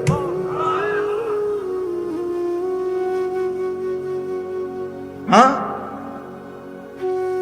হযরত মুহাম্মদ ইবনে মাসলামা আল কানাবী আমরা কিতাবে পড়ছি, হাদিসের জগতে শ্রেষ্ঠ একজন মুহাদ্দিস। হাদিসের জগতে বাজারের মধ্যে মাস্তানি করতেন। একবার জীবনে একজন আলেম ওই বিদ্রুপ করে উনি ওরে জিগাইছে, ওই মাস্তান মিয়া, যে এই হুজুর কিতা জানেন সেই কোন সে একটা নবীর হাদিস কোন সে কিতা জানেন? মানুষের দুষ্টামি করছে, আরে সেই লম্বা লম্বা কথা কয়, হুজুর জানেন কিতা কোন? ওই হুজুর তখন ইমাম শুবা ইবনুল হাজ্জাজ ওনার নাম, ওই আলেমের নাম, ওই মুহাদ্দিস, ওই আলেম 1 সেকেন্ডের জন্য আল্লাহর কাছে অন্তরে অন্তরে দোয়া করছে, আল্লাহ দুষ্টামি করে হোক, ফাত্রামি করে হোক, তোমার বান্দা তোমার বন্ধুর হাদিস শুনতে চাইছে, আমি বলি আপনি বরকত দিয়ে না। এই কথা বলিয়া বলছে, বাবা শোনো, নবীজির একটা হাদিস, ইজা লাম তাস্তাহি ফাসনা মা শিতা। নবী বলছে, যখন তোমার লজ্জা নাই, শরম নাই, হায়া নাই, যাও না ফরমান, যা মন চায় তাই। কারণ যার লজ্জা নাই তার কিছুই নেই, যার হায়া নাই তার কিছুই নাই। এই কথা বলে উনি চলে গেছে। ওই হুজুর, এই যুবক আমরা কিতাবে পড়ছি, ওনার সাঙ্গপাঙ্গ নিয়া এই সময় এখানেই বসে গেছে। বসে যাওয়ার পরে ওনার সাথের ছেলেরা বলতেছে, উস্তাদ উঠতেন না? হয়তো মাস্তান উঠতেন না? চলেন আড্ডা আগের জায়গায়, জুয়ার আড্ডা, মদের আড্ডা। তখন এই মুহাম্মদ ইবনে মাসলামা আল কানাবী, এই যুবক, এই সর্দার, সে বসে বলতেছে, শোন বেটা, কি বলছি বুঝছো হুজুরে? বলছে, হ্যাঁ শুনছি তো, কি বলছি? কত নবীজি কি বলছে বুঝো নাই? কয় না বুঝি নাই। আরে নবী তো খোদার কসম, আল্লাহর নবীর এই হাদিস, নবী তো এটা আমারে বলছে রে। আমার লজ্জা শরম নাই, এই জন্য তো আমি যাকে ইচ্ছা তাকে জুলুম করি, যার তার ইচ্ছা সম্পদ লুণ্ঠন করি, আমি যা মন চায় তাই করি। এই কথা তো আমার নবী আমারই বলছে। শর্তরা এই সব সরাই দিয়া বলছে, যা জীবনের তরে ছেড়ে দিলাম। এই হুজুরের কাছে গিয়ে হাদিসের দর্শে বসছে। পরবর্তীতে এই ডাকাত ছেলে ওই জামানার শ্রেষ্ঠ মুহাদ্দিস। ওনার নাম এখন হাদিসের কিতাব আছে, হাদ্দাসানা মুহাম্মদ ইবনে মাসলামা আল কানাবী। আমরা হাদিস আবু দাউদ শরীফে বহু হাদিস আছে, এই ওনার নাম। ইমাম আবু দাউদের উস্তাদ, কিন্তু একসময় জামানার ডাকাত ছিল। তাইলে সংশোধনের সম্ভাবনা আপনি আমি সিদ্ধান্ত দিতে পারেন না, মানে আপনি আমি এ কথা বলার অধিকার নাই, আর হইতো না। বুঝেন নাই আপনি কথাটা? আল্লাহ তাআলা হাদিসে আছে, নবীজি বলছেন, 90 বছরের বুড়া, 90 বছরের বুড়া কোনদিন রাত গভীরে যদি 90 বছরের নাফরমান বুড়াও যদি গভীর রাতে একাকী চোখের পানি ফেলে পিছনের জিন্দিগির গুনাহ ছেড়ে দিয়ে আল্লাহর কাছে কায়মন বাক্যে তওবা করে মাফ চায়, নবীকে আল্লাহ ওয়াদা দিছে, বন্ধু 3টা শর্ত যদি আমি পাই, 1 গুনাহ ছেড়ে দিছে, 2 আর করবে না ওয়াদা দিছে, 3 লজ্জিত আর অনুতপ্ত হয়ে আমার কাছে মাফ চাইছে। বন্ধু আমি খোদার কসম, আমি আল্লাহর জাতের কসম, আমি 90 বছরের টানা গুনাহ নাফরমান, আমি তারও মাফ করব। শর্ত হইল এই 3টা হইতে হবে, সে গুনাহ ছেড়ে দিতে হবে, আর করবে না, ওয়াদা দিতে হবে, লজ্জিত হয়ে আমার কাছে মাফ চাইতে। তাহলে যে মালিক 90 বছরের গুনাহ মাফ করে দিতে প্রস্তুত আছে, সেই মালিকের থেকে আপনি কাউকে নিরাশ করে দিবেন কেন? বুঝেন নাই কথা? আপনি তাকে না তারে দিয়ে আর হইতো না, কিতা হইতো না, আপনি কেমনে বুঝলেন? আপনি কেমনে বুঝলেন তারে দিয়ে হইতো না? এই বেডিরি দিয়ে হইতো না কেন? এই জন্য আমি আজকেও বুঝাইছি এক ভাইকে, যা ভাইয়া সবার আগে মনে রাখবেন, আপনি এই মহিলারে বদলাইয়া যে মহিলা নিবেন ওইটাও মহিলাই। এই জন্য প্রত্যেক পুরুষের বাবা, আমি প্রসঙ্গক্রমে বলতেছি, স্ত্রীর যেই কোনো রকমের অন্যায় আচরণে আপনার যত পেরেশানি হোক, সমাধান প্রথমেই আপনি তালাকের কাছে যাইয়েন না। সমাধান আপনি কইয়া লাইয়েন না 1 তালাক 2 তালাক, এই সমাধানে যাইয়েন না। আপনি সংশোধনের যত চেষ্টা কোরআনে আছে, রসুলের হাদিসে আছে, উলামায়ে কেরামের কিতাবে আছে, আপনি আবার বুঝেন, আবার বুঝেন, আবার বুঝেন, আলেমে দ্বীন থেকে বুঝতে চেষ্টা করেন, বুঝতে চেষ্টা করেন। কিন্তু আগে কেউ বুঝতে চায় না, সবাই বুঝতে আসে দিয়ে সেরা। বুঝেন না আপনি কথাটা? 3 তালাক না 30টা দিয়া, এক লগে কতক্ষণ তালাক দিয়া, এরপরে আইয়ে বুঝতে। এখন কি করা হবে? এখন কি করা? এখন বয়ে বয়ে বন খাইবেন? বুঝেন? অন চা দিয়ে ভিজাইয়া বন খাইবেন? তালাক তো দিছে নি, সারছে তো, আর কি? মাথা ঠিক ছিল না, এত বড় মিথ্যাবাদী, মাথা ঠিক ছিল না। মানুষের পাগল যারা, পাবনা যারা পাগল, যার মাথা ঠিক নাই, তে বুঝি হেনে বইয়ে বইয়ে 1 তালাক 2 তালাক কর। তো তাহলে মাথা ঠিক ছিল না কি তা বলে? এটা কোনো যুক্তি হইল? আপনি বুঝেন নাই এটা? আপনি বুঝেন না মহিলারে 1 তালাক 2 তালাক 3 তালাক বললে মহিলার তালাক হয়? আপনি এটা জানেন না, বুঝি না, জানলে আপনি এটা কইছেন কেমনে? বুঝেন না আপনি কথাটা? এটা মিথ্যা কথা না? আপনি বলে হে গোটা বলে মাথা ঠিক আছে। কি মাথা ঠিক আছে? মাথা আগের চাইতে বেশি ঠিক আছে। এই জন্যই তো তুমি এটা বলছো, এটা বলেই তো তুমি বুঝো যে এটা দিয়ে বেডির সাথে বিচ্ছিন্ন হইতে হয়, নাহলে এটা বললা কেন? এই জন্য আমি উদাহরণ দিলাম।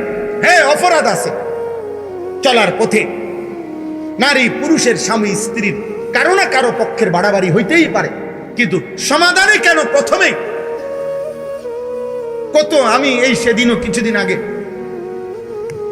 আহা এটা বলাও তো লজ্জার বিষয়, সেই ছেলে বলতেছে কাইন্দা আমারে জড়ায় ধরে, হুজুর আমি নিজ কানে শুনছি, হুজুর আমার মা, আমার আব্বা আমার মারে তালাক দিছে, কাজ্জা করে ঝগড়া করে, কিন্তু এখন মা বাবা নিজের আবার আগের মতোই থাকতেছে, কেউ রে বলেও না, হেরা হেরা আবার মিল্লা গেছে।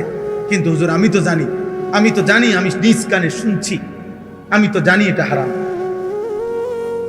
তাহলে আপনি এই সমাজ বানলো না, কিন্তু আসমানওয়ালা কথা বলেন না, আল্লাহ জানে না? আল্লাহকে ফাঁকি দিবেন কেন? আখিরাত বরবাদ করে ফেললেন কেন? বলার আগে ভাবলেন না কেন?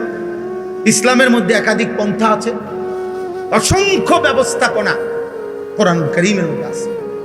সূরা নিসা পুরাটা কোরআনুল কারীমে মহিলাদের সংক্রান্ত একটা পূর্ণাঙ্গ সূরা আছে, সূরায়ে নিসা। এই নিসা শব্দের অর্থই নারীগণ।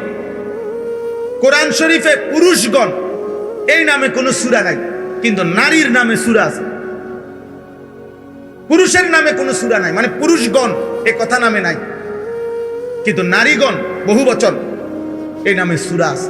এই সূরার মধ্যে আল্লাহ তাআলা একাধিক ব্যবস্থাপনা, স্বামী স্ত্রীর দ্বন্দ্ব হইলে, ঝগড়াঝাটি হইলে কি করা উচিত এর ব্যাপারে অসংখ্য দিক নির্দেশনা আল্লাহ তাআলা উল্লেখ করছেন। আপনি তো দিনই মানেন না, আপনি তো মনে করছেন বন, বিড়ি, সিগারেট, চা দোকান আর উপার্জন, বাজার করবো আমি, দোয়ানদারি করবো আমি, পয়সা কামামু আমি, আর তুই বেড়ি আমার কথা মতোই চলতে হবে, আমি যেটা কই দেয় না না, তারও আপনি ছাড় দেন, সেও আপনাকে ছাড় দিবে। দুইজনে মিলে মিশে আপনি আরো একাধিক ব্যবস্থাপনা কি হতে পারে এটা চেষ্টা করেন। একাধিক, আপনি তো এর বদলাইয়া যে বেডিরে বিয়ে করবেন, এটা তো বেডিয়ে, ওটা প্লাস্টিক না, তো কথা বোঝেন নাই আপনি। আরেকজন যে বিয়ে করবেন সেটা মহিলা না, কথা বলে না, ওইটা মহিলা কিনা, তো এই আচরণ যে ওই মহিলার মধ্যে হবে না, অথবা তার মধ্যে আরো বেশি পরিমাণে হবে, আপনি তখন কি করবেন? আপনি কয়টা বদলাইবেন? কয়জন বদলাইবেন? বলে মানে এটা বললে কইবেন যে হুজুরে মহিলা করলে পক্ষে বেশি কইছে। না না, বেশি বলা উদ্দেশ্য আমি বুঝাইতে চাচ্ছি, আমরা বুঝাইতে চাচ্ছি যে সংশোধনের চেষ্টা, সংশোধনের কি চেষ্টা, এটা ইসলামী শরীয়তের আল্লাহর বিধান, আল্লাহর বিধান, আল্লাহর বিধান, আল্লাহর বিধান। কোন মুসলিম বাবা মার প্রথম দায়িত্ব খোদার কসম সন্তান পরিবারের ঈমান আমল। আপনাদেরকে ঘটনা শোনাই কিতাবে, আমার কাছে আরবি কিতাব আছে। হযরত ওমর রাদিয়াল্লাহু তাআলা নূর জামানা, ওমর রাদিয়াল্লাহু তাআলা নূর যখন খলিফা, তো এক বাবা ওমর রাদিয়াল্লাহু তাআলা নূর কাছে আয়েশা বলছে, আমার সন্তান আমার খেদমত করে না, আমার হক আদায় করে না, আপনার কাছে বিচার চাচ্ছি। ওমর রাদিয়াল্লাহু তাআলা নূর ওনার ছেলেকে ডাকছেন, ডাইকা বলছেন, তুমি তোমার বাবার হক আদায় করছো না কেন? বাবারে কষ্ট দিচ্ছ কেন? উত্তর দাও।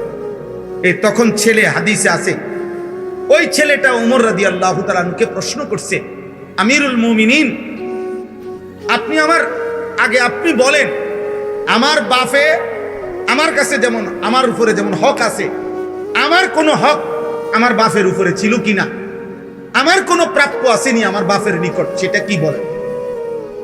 হাদিসে স্পষ্ট আছে।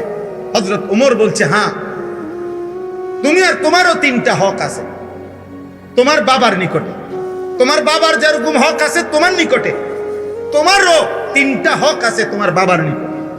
তো ওই ছেলেটা বলল, সেগুলা কি বলে? 1 নম্বরে ওমর রাদিয়াল্লাহু তাআলা বললেন, আইয়ান তাকিয়া উম্মাহু, তোমার বাবার প্রথম দায়িত্ব হলো একজন পুরুষ হিসাবে, একজন প্রথম ভবিষ্যতে সন্তান হবে বিবাহের মাধ্যমে, এই জন্য একজন পুরুষের প্রথম দায়িত্ব একজন পবিত্র, নেককার, চরিত্রবান স্ত্রী নির্বাচন করা, তালাশ করা, এটা প্রথম হক। যে ব্যক্তির স্ত্রী অসৎ চরিত্রহীন, বেপর্দা, বেহায়া নারী যে বিবাহ করছে, তুমি যদি সন্তান হয় তোমার, তো খোদার কসম তুমি তোমার সন্তানের হক নষ্ট করো। তুমি একটি বেহায়া নারীকে তার মা বানাই, যার সাথে তুমি বিবাহ বহির্ভূত হয়তো 5 বছর প্রেম করছো, হারাম সম্পর্ক করছো, এই নারী চরিত্রবান না, এই নারী চরিত্রবান না। এ তোমার জীবনও বরবাদ করবে, তোমার আগত সন্তানের জিন্দেগিও বরবাদ। রাস্তার ভালোবাসা আর চটপুটির ভালোবাসা আর সংসারের ভালোবাসা এক কথা না। চটপুটির দোয়ানের ভালোবাসা আর পার্ক আর রেস্তোরাঁ আর মোবাইল আর ফেসবুকের ভালোবাসা, রাত্র গভীরের ইউটিউবের ভালোবাসা, নর্তকীর ভালোবাসা আর বাস্তবতার সংসারের ভালোবাসা এক না। সিনেমার নর্তকীর হাসি আর প্রেমের সুন্দর সুন্দর কথা, ওই বেড়ি তো 3 মাসেও একদিন কোনো কাম কাজ করে না, আর তোমার ঘরের স্ত্রী তো সকালবেলার ভোর থেকে নিয়ে রাত 10টা পর্যন্ত, মহিলা তো সংসারের হাজারো কাজ আঞ্জাম। তারে ওই বেডির লোকে তুলনা করলে হবে না, তাকে তার অবস্থার সাথে তুলনা করে তার জিন্দিগির সাথে মিলাইতে হবে। তাহলে 1 নম্বরে একটি পবিত্র মা নির্বাচন করা, স্ত্রী নির্বাচন করা সন্তানের হক। কে বললেন? কথা বলে না, কে বলছিলেন? 2 আইয়ুহসিনা ইসমাহু, তোমার একটি সুন্দর নাম নির্বাচন করা, একটি সুন্দর নাম রাখা সন্তানের হক, বাবার নিকট। 3 নম্বর আইয়ুআল্লিমাহুল কোরআন। হযরত ওমর বলছেন, তোমার 3 নম্বর হক সন্তানের তার বাবার মার নিকট, বাবার নিকট তাকে আল্লাহর কোরআন শিক্ষা দাও, আল্লাহর কোরআন শিক্ষা দেওয়া, দ্বীন শিক্ষা দেওয়া। বিশ্বাস করেন ওই ছেলেটা, ওই যুবক তখন বলছে, আমিরুল মুমিনিন, মহান আল্লাহকে সাক্ষী রেখে আমার আব্বাকে বলেন, উনি আমার এই 3 হক আদায় করছে। উনি বলেন, আমি সব জানি, আমিরুল মুমিনিন, আমার মা কেমন ছিল, ওনারে বলতে বলেন। আমার এটা কি নাম রাখছে, আমার নামের অর্থ বলতে বলেন। আর আমার আল্লাহর কোরআন কোনদিন দিন শিখতে বলছে কিনা জিজ্ঞেস করে। হযরত ওমর জিজ্ঞেস করছে, বাবা তুমি উত্তর দাও। ওই বাবা মাথা নোয়ায় ফেলছে। স্পষ্ট কিতাবে আছে, হযরত ওমর তখন ধমক দিয়ে বললেন, তুমি যেমন তোমার সন্তানের হক নষ্ট করেছ, তো অপেক্ষা করো, কাজেই তোমার সন্তান তোমার হক নষ্ট করছে। টিট ফর টেট, ইট মারলে পাটকেল খেতে হয়। কামা তাদিনু তুদানু, যেমন কর্ম তেমন।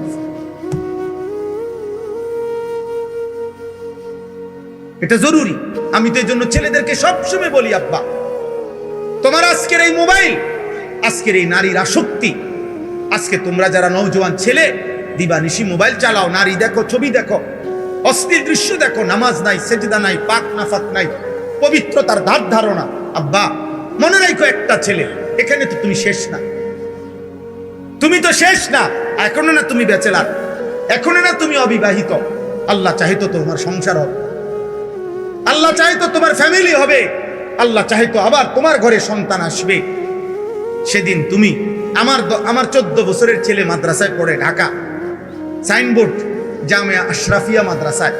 তো এ বছরের শুরুতে রমজানের সময় ওই আমারে বলছিল, আব্বু নাহাবিমির জামাত, আমার ছেলে এখন যেই জামাতে পড়ে, আব্বু আমি একটা কিতাব আছে গুলিস্তা ফার্সিতে, এইটা কঠিন, আমি এটা পারতাম না, আমি এটা পারি না আব্বু, বুঝি না, আমি এটা দেখছি একটু। আমি তারে বুকে জড়াইয়া বলছি, আব্বা আমিও এই নাহাবিবির জামাতে 1996 সালে এই জামাতে আব্বা আমিও পড়ছি, এবং আব্বু এটা একদম সহজ, আব্বু পড়ছি এটা, আব্বু এটা পড়ার সময় জানি এটা আব্বা কঠিন হবে না। আর আমি এই জামাতে 1996 সালে বাংলাদেশ কওমি মাদ্রাসা শিক্ষা বোর্ডে বেফাকে সারা বাংলাদেশে সেকেন্ড হয়েছি, 2 নাম্বার স্ট্যান্ড করেছি, তুই পারবি আব্বা। তো এটা বলার পরে তারা তো মাদ্রাসায় বুঝাইয়া পাঠাইলাম। তো আলহামদুলিল্লাহ কোরবানের আগে যখন প্রথম মূল্যায়ন পরীক্ষা হয়েছে, আমার সন্তান 7 বিষয়ের মধ্যে ওই বিষয়টাতেই সবচেয়ে বেশি নাম্বার। তো আমার বলার উদ্দেশ্য কি, এটা কি বুঝাইতে চাই, তোমাদের ছেলেদেরকে বুঝাইতে চাই, আব্বা আমি আমার ছেলেটাকে আমার ছাত্র জীবনের 96 সালের ঘটনা বলে উৎসাহিত করছি আমার ছেলেকে। এখন তোমরা যে সমস্ত ছেলে এখানে আসো, যে কয়জনে আসো, প্রিয় ভাই একজন হইল ভাইব, যে মনে করো আল্লাহ হায়াত দিলে আগামী 20 বছরের মাথায়, আগামী 25 বছর পরে তোমার সন্তান যখন 14 বছর হবে, 12 বছর হবে, 10 বছরে তোমার সন্তান হবে, তুমি তারে কি বলবা, নিজের গল্প কি বলবা, নিজের কাহিনী কি বলবা? তুমি নিশ্চয়ই এটাই বলবা যে বাবা আমি তোর সেই বাপ, 16 বছর বয়সে আমি বাপ, তোর সেই বাপ, আমি যখন 16 বছর বয়সী ছিলাম সারা রাত মোবাইলে উলঙ্গ ছবি দেখতাম, নর্তকীর নাচ দেখতাম।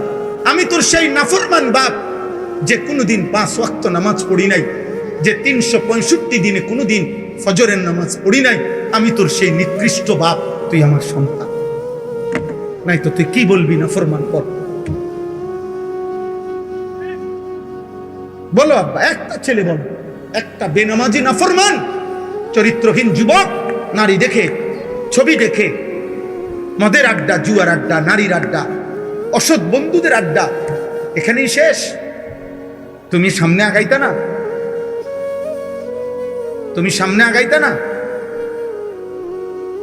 বলে হযরত ইমাম শাফিঈ রাহমাতুল্লাহি আলাইহি, আমাদের 4 মাযহাবের একজন ইমাম, ইমাম শাফিঈ জগৎ বিখ্যাত মুজতাহিদ ছিলেন, সারা পৃথিবী স্বীকৃত ইমাম ছিলেন তিনি।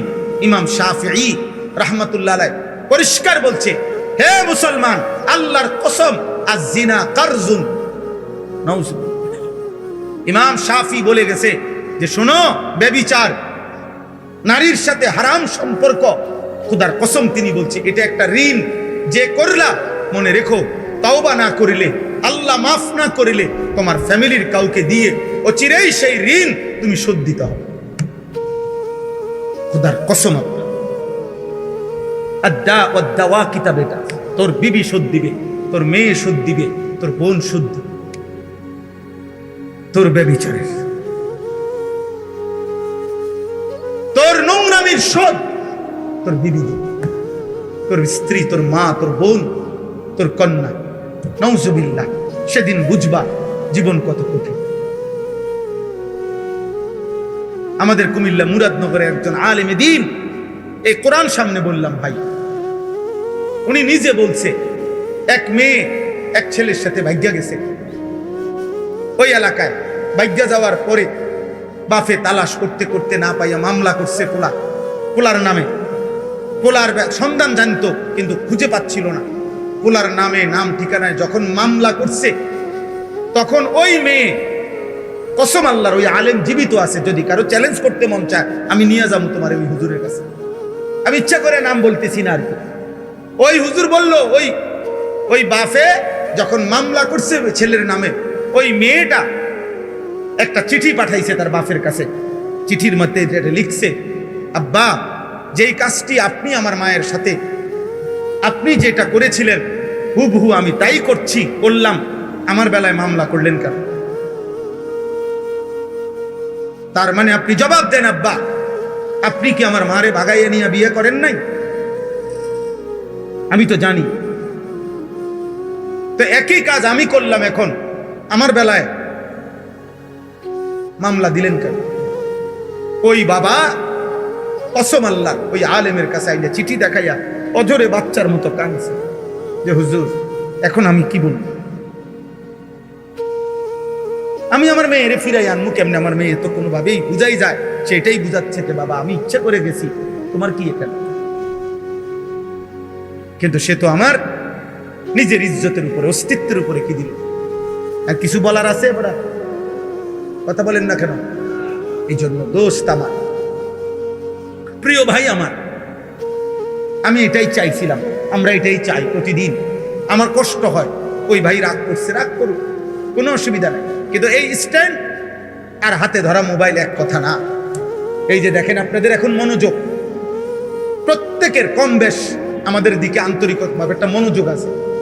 এটা যদি মোবাইল ধরে রাখতেন, ভিডিও করে আজ্ঞাইতো, পিচ্ছাইতো, এটারে এরুম করতো, সবার দিয়ে উড়াইতো, এই মনোযোগটা কি তৈরি হইতো? এই কথাটা দিলে পৌঁছতো? আমি তো আগেই বলছি, পরিবর্তন তো কার হাতে? আল্লাহ।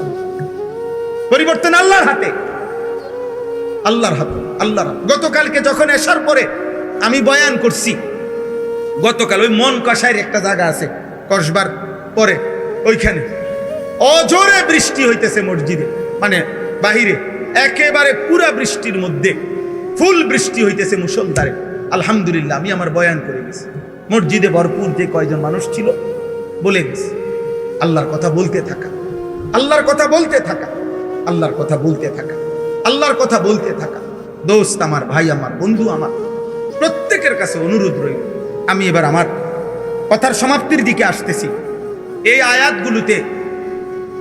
আয়াতগুলো লম্বা, আমি ব্যাখ্যা তাফসীর করতে হবে না, শুধু অর্থ বললে আপনারা বুঝবেন। একটা কথাই শুধু আল্লাহ এই আয়াতগুলোতে বলছে, এই 7টা আয়াতে আল্লাহ বলছে, বান্দা কোরআন আমি পাঠাইছি, রসুল আমি পাঠাইছি, আর তাওহীদ ঈমানের কালেমা আমি দিয়েছি, তোমরা কোনোভাবে আমার তাওহীদকে অবজ্ঞা করো না, আমার রসুলকে অবজ্ঞা করো না, আমার কোরআনকে অবজ্ঞা করো না। এর যেই কোনো একটা বিধানকে তুচ্ছ করা, অবজ্ঞা করা, এটা যেন আমি আল্লাহর উপরে তুমি একটা মিথ্যা অপবাদ দিলে, অপবাদ দিলা, তুমি যেন আমার গায়ে হাত দিলা, তুমি যেন আমি আল্লাহর অস্তিত্বে আঘাত করলা। এই জন্য এই 3টি জিনিস, কোরআন, রাসূলুল্লাহ সাল্লাল্লাহু আলাইহি সাল্লাম এবং তাওহীদ। তাওহীদ কি বুঝেন? লা ইলাহা ইল্লাল্লাহ, এটাই তাওহীদ। তাওহীদ মানে একত্ববাদ আর কি। লা ইলাহা ইল্লাল্লাহ, এই বাক্য এটা কতদিন থেকে? 10-20 বছর আগ থেকে, নবী সাল্লাল্লাহু আলাইহি সাল্লামের জামানা থেকে? জি না, যেদিন থেকে পৃথিবী, যেদিন থেকে কায়নাত, যেদিন থেকে গোটা জমিন ও আসমান, এই অস্তিত্বের প্রথম সেকেন্ড থেকে এই কথা গুঞ্জরিত হচ্ছে জমিনে, আসমানে, আরশে, ফেরেশতার জবানে, মখলুকাতের জবানে, 1.25 লক্ষ নবীর জবানে, আউলিয়া, উলামা, আতকিয়া, আসফিয়া, মুহাদ্দিসিন, মুফাসসিরিন, সমস্ত ইমানদার, সমস্ত নবী, সমস্ত ফেরেশতা, মহান আল্লাহর জবানে এই এক বাক্যই উচ্চারিত হচ্ছে, লা ইলাহা ইল্লাল্লাহ। এটা এই কায়নাতের সবচেয়ে দামি বাক্য, এর চাইতে দামি কোনো কথা হইতে পারে না। এই জন্য নবী সাল্লাল্লাহু আলাইহি সাল্লাম বলছেন, ইফতাহু সিবিয়ানাকুম আউয়ালা কালিমা লা ইলাহা ইল্লাল্লাহ।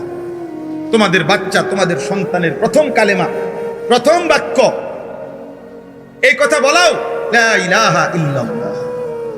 বলো বলো আঙ্কেল, আঙ্কেল বলো, বলো বলো আঙ্কেল, চাচ্চু চাচ্চু বলো।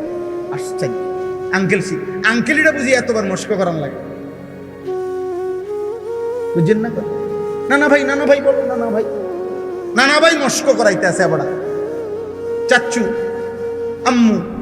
আরে না, আল্লাহ নবী সাল্লাল্লাহু আলাইহি ওয়াসাল্লাম বলছে প্রথম এই জবানে বাচ্চার মস্ক করাও কি লা ইলাহা ইল্লাল্লাহ, লা ইলাহা ইল্লাল্লাহ। মান কানা আখিরু কালামিহি লা ইলাহা ইল্লাল্লাহ দাখালাল জান্নাহ। আবার নবী বলছে যার শেষ কালেমা হবে মৃত্যুর মুহূর্তে লা ইলাহা ইল্লাল্লাহ, সাথে সাথে জান্নাত।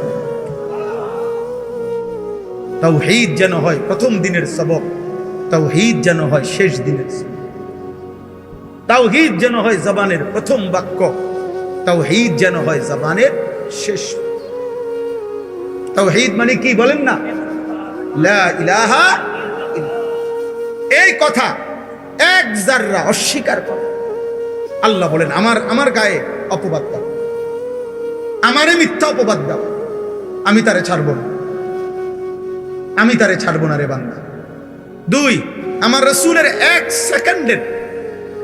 এক সেকেন্ডের কোনো কিছুকে কেউ সামান্যতম অস্বীকার করা, অবজ্ঞা করা, তুচ্ছতাচ্ছিল্য করা আমার নবীর, আমি এটা মাইনে নেব, আমি এটা মাইনে নেব না। কারণ আমার নবী সাল্লাল্লাহু আলাইহি সাল্লামের জবান মুবারকের একটি অক্ষরও তার নিজের না, যা আমি বলছি তিনি তাই বলছেন। নবী সাল্লাল্লাহু আলাইহি সাল্লাম নিজের থেকে বলছেন তো, কথা বলে না, মা ইয়ানতিকু আনিল হাওয়া ইন হুয়া ইল্লা ওয়াহয়ুন ইউহা। আল্লাহ বলে কসম, আমার নবী নিজের থেকে বলে না, আমি যা ওহী নাজিল করি তাই বলে। আল্লাহ বলছে ওয়া ইন্নাকা লালা খুলুকিন আযীম। কসম করে বলছি বন্ধু, চরিত্রের আর আখলাকের সমস্ত গুণ সর্বোত্তম বানিয়ে আমি আপনাকে দুনিয়াতে পাঠিয়েছি, আপনার সব সেরা। নবী সাল্লাল্লাহু আলাইহি সাল্লামের বাহ্যিক যত গুণ সব শ্রেষ্ঠ, আত্মিক আভ্যন্তরীণ যত গুণ সব সর্বশ্রেষ্ঠ। চেহারা অঙ্গে সৌন্দর্যে তিনি অতুলনীয়, রূপে যেমন অতুলনীয়, গুণেও তিনি অতুলনীয়। নবী সাল্লাল্লাহু আলাইহি সাল্লামের বাহ্যিক বেশভূষা এটাও সবচেয়ে সুন্দর, নবীজির আত্মিক গুণাগুণ সব শ্রেষ্ঠ। এজন্য নবী সাল্লাল্লাহু আলাইহি সাল্লামের নাকের চাইতে সুন্দর নাক আল্লাহ সৃষ্টিতে নাই, নবীজির চোখের চাইতে সুন্দর চোখ মুবারক কায়নাতে আর নাই, নবীজির আঙ্গুল মুবারকের চাইতে সুন্দর আঙ্গুল এই সৃষ্টিতে আর নাই, নবীজির খাম মুবারকের চাইতে সুঘ্রাণ এই সৃষ্টিতে আর কারো নাই, নবী সাল্লাল্লাহু আলাইহি সাল্লামের হাসির চাইতে সুন্দর হাসি সৃষ্টিতে আর কারো নাই, নবীজির কান্নার সাথে সুন্দর কান্না সেই সৃষ্টিতে আর কারো নাই, নবীজির হাঁটার স্টাইলের সাথে সুন্দর স্টাইল আর কায়নাতে কারো নাই, নবী সাল্লাল্লাহু আলাইহি সাল্লামের পোশাকের মতো সুন্দর পোশাক খোদার কসম কায়নাতে আর কারো নাই, নবীজির ধৈর্যের সমান কারো ধৈর্য নাই, নবীজির সহ্য ক্ষমতার সমান কারো নাই, নবীজির বীরত্বের সমান কারো নাই, নবীজির সেজদার মতো কারো সেজদা নাই, নবীজির রুকুর মতো কারো রুকু নাই, নবীজির তেলাওয়াতের মতো কারো তেলাওয়াত নাই। ও খালিকিয়ত মে বেমিসাল, ये हुस्न कमाल में बेमिसाल। উনি আল্লাহ, উনি যেমন তুলনাহীন, ইনি মুহাম্মদ, ইনিও তুলনাহীন। ইনিও কি তুলনাহীন। কাকে ছেড়ে দিলাম? মুসলমানের সন্তান, কার চুলের ডিজাইন ছেড়ে দিলা, কার চুলের ডিজাইন গ্রহণ করে, কার জামা ছেড়ে দিলা, কার জামা পরলা, কার গেঞ্জি ছেড়ে দিলা, কার গেঞ্জি পরলা, কার চেহারা বানাইলা, আরেকবার ভাইবা। এই পৃথিবীতে এই কয়দিন আগেও আমেরিকার একজন মুসলিম, আমেরিকার উচ্চ শিক্ষিত ব্যক্তি, গোটা আমেরিকান, সারা ইউরোপের যারা জ্ঞানী গুণী খ্রিস্টান, ওরা পর্যন্ত এই কিতাবকে, এই বইটিকে, নবীজির জীবনীটাকে একটি নির্ভরযোগ্য চমৎকার কিতাব হিসাবে স্বীকৃতি দান করেছে। এই পৃথিবীতে যতবারই আমাদের নবী সাল্লাল্লাহু আলাইহি সাল্লামকে পেশ করা হয়েছে, যার সামনে পৃথিবীর সর্বোচ্চ জ্ঞানী গুণী, তিনি অকপটে স্বীকৃতি দিতে বাধ্য হয়েছে ইনি সেরা, ইনি শ্রেষ্ঠ। মুহাম্মদ সাল্লাল্লাহু আলাইহি সাল্লাম ওয়ান্ডারফুল ম্যান। সবচেয়ে অবাক করা, বিস্ময়কর, মাত্র 23 বছরে এত বেশি বর্ণাঢ্য কাজ, এত একটি পূর্ণাঙ্গ জীবন বিধান, একটি পূর্ণাঙ্গ আখলাক, একটি জীবনের মৃত্যু পর্যন্ত, একটা নিঃশ্বাস পর্যন্ত ঠিক করে দেওয়া সময় নিছে মাত্র 23 বছর। এটা মিরাকল, এটা মুজিজা, এটা আশ্চর্য ছাড়া কিছু আর কিছু না রে। আফসোসের ব্যাপার, কত বড় ধন আল্লাহ করে দিছিলেন, আমরা ফিরাই দিলাম। দাড়ি কাটা মুসলমান ফিরাইয়া দিলা তোমার নবীকে, বিড়ি খাওয়াই না মুসলমান ফিরাইয়া দিলা তোমার নবীকে, হারাম উপার্জনকারী মুসলমান ফিরাইয়া দিলা তোমার নবীকে, বেপর্দা নারী ফিরাইয়া দিল তার নবীকে, বেনামাজি মুসলমানের যুবক ফিরাইয়া দিলি তোর নবীকে। গ্রহণ করলি আর্জেন্টিনার বেঈমান রে, গ্রহণ করলি ব্রাজিলের বেঈমান রে। বদনসিব, কারে ছেড়ে কারে নিল, কাকে ছেড়ে কাকে নিল, কার গেঞ্জি গায়ে দিলি রে। এই পৃথিবীতে, এই পৃথিবীর, এই বিশ্বের মানবতার উন্নয়নে ওদের কি অবদান? খেলোয়াড়, খেলা ছাড়া, তামাশা ছাড়া, এই খেলার দ্বারা, এই বিশ্বকাপ খেলার দ্বারাই এই পৃথিবীর উপকার কি? আখেরাত বাদ দেন, রাখেন ফোন। এই পৃথিবীর কি উন্নতি হয়েছে? পৃথিবীর থেকে অভাব, দারিদ্রতা, দুর্নীতি, এরপরে মানুষে মানুষে খুনাখুনি, অথবা দেশে দেশে যুদ্ধ, পারমাণবিক যুদ্ধ, অথবা বিভিন্ন বোমাবাজি, অথবা মানুষের জান মালের যত ক্ষয়ক্ষতি হইতেছে, এর কোনো একটির পরিবর্তনের জন্য এই খেলার কি অবদান? বলো না ভাই, বলো। একটা ছেলে বলো বেটা, দাঁড়ায় বলো, হিম্মত করে বলো তো, তুমি তোমার কাছে যে এই পৃথিবীর কি অবদান হয়েছে, মানে পৃথিবীর উপকার কি হয়েছে? উল্লাস ছাড়া, তামাশা ছাড়া এই পৃথিবীর কি উন্নতি হয়েছে বলে? আমরা কোনোভাবেই বুঝাইতে পারলাম না আমাদের সন্তানদেরকে, আমাদের সন্তানদেরকে। আফসোস। তাহলে বুঝাইতে চাইলাম, এই 3 জিনিস, তাওহীদকে অবজ্ঞা করা, আল্লাহর উপরে অপবাদ দেওয়া, আমাদের নবী সাল্লাল্লাহু আলাইহি সাল্লামের একটা সুন্নাত, নবীজির একটি বিষয়কে ফেলে দেওয়া, এটা যেন আল্লাহর উপরে অপবাদ দেওয়া। মানে আল্লাহকে এটা বলা, আপনি আপনার নবীর মধ্যে যেটা দিছেন, এই নিয়ম কানুন, এটা ঠিক হয়েছে না, এটা আমার তো ভালো লাগে না। কথা বলেন না কেন? কোরআনুল কারীমের একটি কথাকে নিজের জীবন থেকে সরিয়ে দেওয়া, এটা আল্লাহর উপরে অপবাদ দেওয়া, যে হে মাওলা, আপনি কোরআনের নামে যেটা দিছেন, এটা এই পরিবেশে, বর্তমান পরিস্থিতিতে যথোপযুক্ত না। আল্লাহ বলেন, এবার আসেন তর্জমা। আল্লাহ বলে, যার দ্বারা এই 3টি যার জীবন থেকে ছুটে যায়, তাওহীদ, রিসালাত, কোরআন, আল্লাহর বিশ্বাস, নবী সাল্লাল্লাহু আলাইহি সাল্লামের ভালোবাসা, আর এই কোরআন, কোরআনের অনুসরণ, আল্লাহ বলেন সে সবচেয়ে বড় জালেম, সে আমি আল্লাহর উপরেই প্রতিদিন অপবাদ দিচ্ছি। তোমরা যারা মুসলমানের ঘরে জন্ম নিয়ে, ছেলেরা আমার প্রিয় ভাই, ইসলামকে প্রতিনিয়ত প্রত্যাখ্যান করছো, এটা ঠিক না। আল্লাহকে এইভাবে প্রতিদিন ফিরায় দেওয়া, প্রতি ওয়াক্ত নামাজে কোরআনে আছে, প্রতি ওয়াক্ত নামাজের আজানে খোদার কসম আল্লাহ বলছে, বান্দা মূলত মুয়াজ্জিন ডাকে না, মূলত আমি ডাকি। ইজা নুদিয়া, এটা মজহুলের সিগা, অর্থ হইল যখন আমি আল্লাহর পক্ষ থেকে তোমাকে ডাকা হয়, লিসসালাতি মিন ইয়াউমিল জুমআ, জুমার নামাজের জন্য। তাহলে নামাজের জন্য ডাকে যে মুয়াজ্জিন, মূলত কার পক্ষ থেকে ডাকে? আল্লাহ বলেন, আমি প্রতিদিন ডাকি, তুমি আমার প্রত্যেক ওয়াক্তে প্রত্যাখ্যান করতেছ।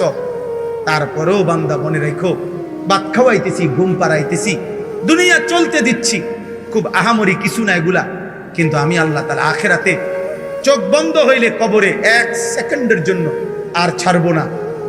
মৃত্যু পরবর্তী আর কোনোদিন সুখ মিলবে না, আর কোনোদিন হাসি মিলবে না, আর কোনোদিন এক সেকেন্ডের স্বস্তি মিলবে না। নাফরমান আপাতত দুনিয়া আমার নাফরমানি সত্ত্বেও খাও, ভোগ করো, ভোগ করো, পেশাব করো, পায়খানা করো, লজ্জাস্থানের চাহিদা পূরণ করো, খাও দাও। কারণ দুনিয়া আমি আল্লাহর কাছে একটা মাছির ডানার মূল্য নাই।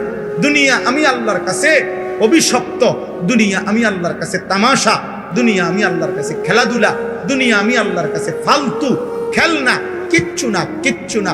এই জন্য আমি কুত্তারেও খাওয়াই, শুকররেও খাওয়াই, বেঈমান রেও খাওয়াই, মুশরিক রেও খাওয়াই। নাস্তিক মুরতাদ যে বলে আমি আল্লাহ বলতে কিছু নাই, ওই বেঈমান রেও আমি দুনিয়া খাওয়াই।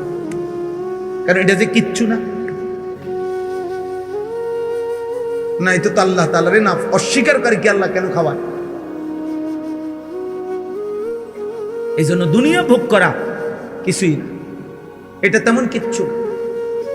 কারো দিলে যদি লাগে, কারো বিবেকে যদি অনুভূতি হয়, আল্লাহর দিকে ফেরো, আল্লাহর দিকে ফেরো বাবা, আল্লাহর দিকে ফেরো, আল্লাহর দিকে ফেরো, ইবাদতের দিকে ফেরো, জীবন কাজে লাগাও ভাই। জিন্দেগি একবারই আসবে, একবারই আসবে,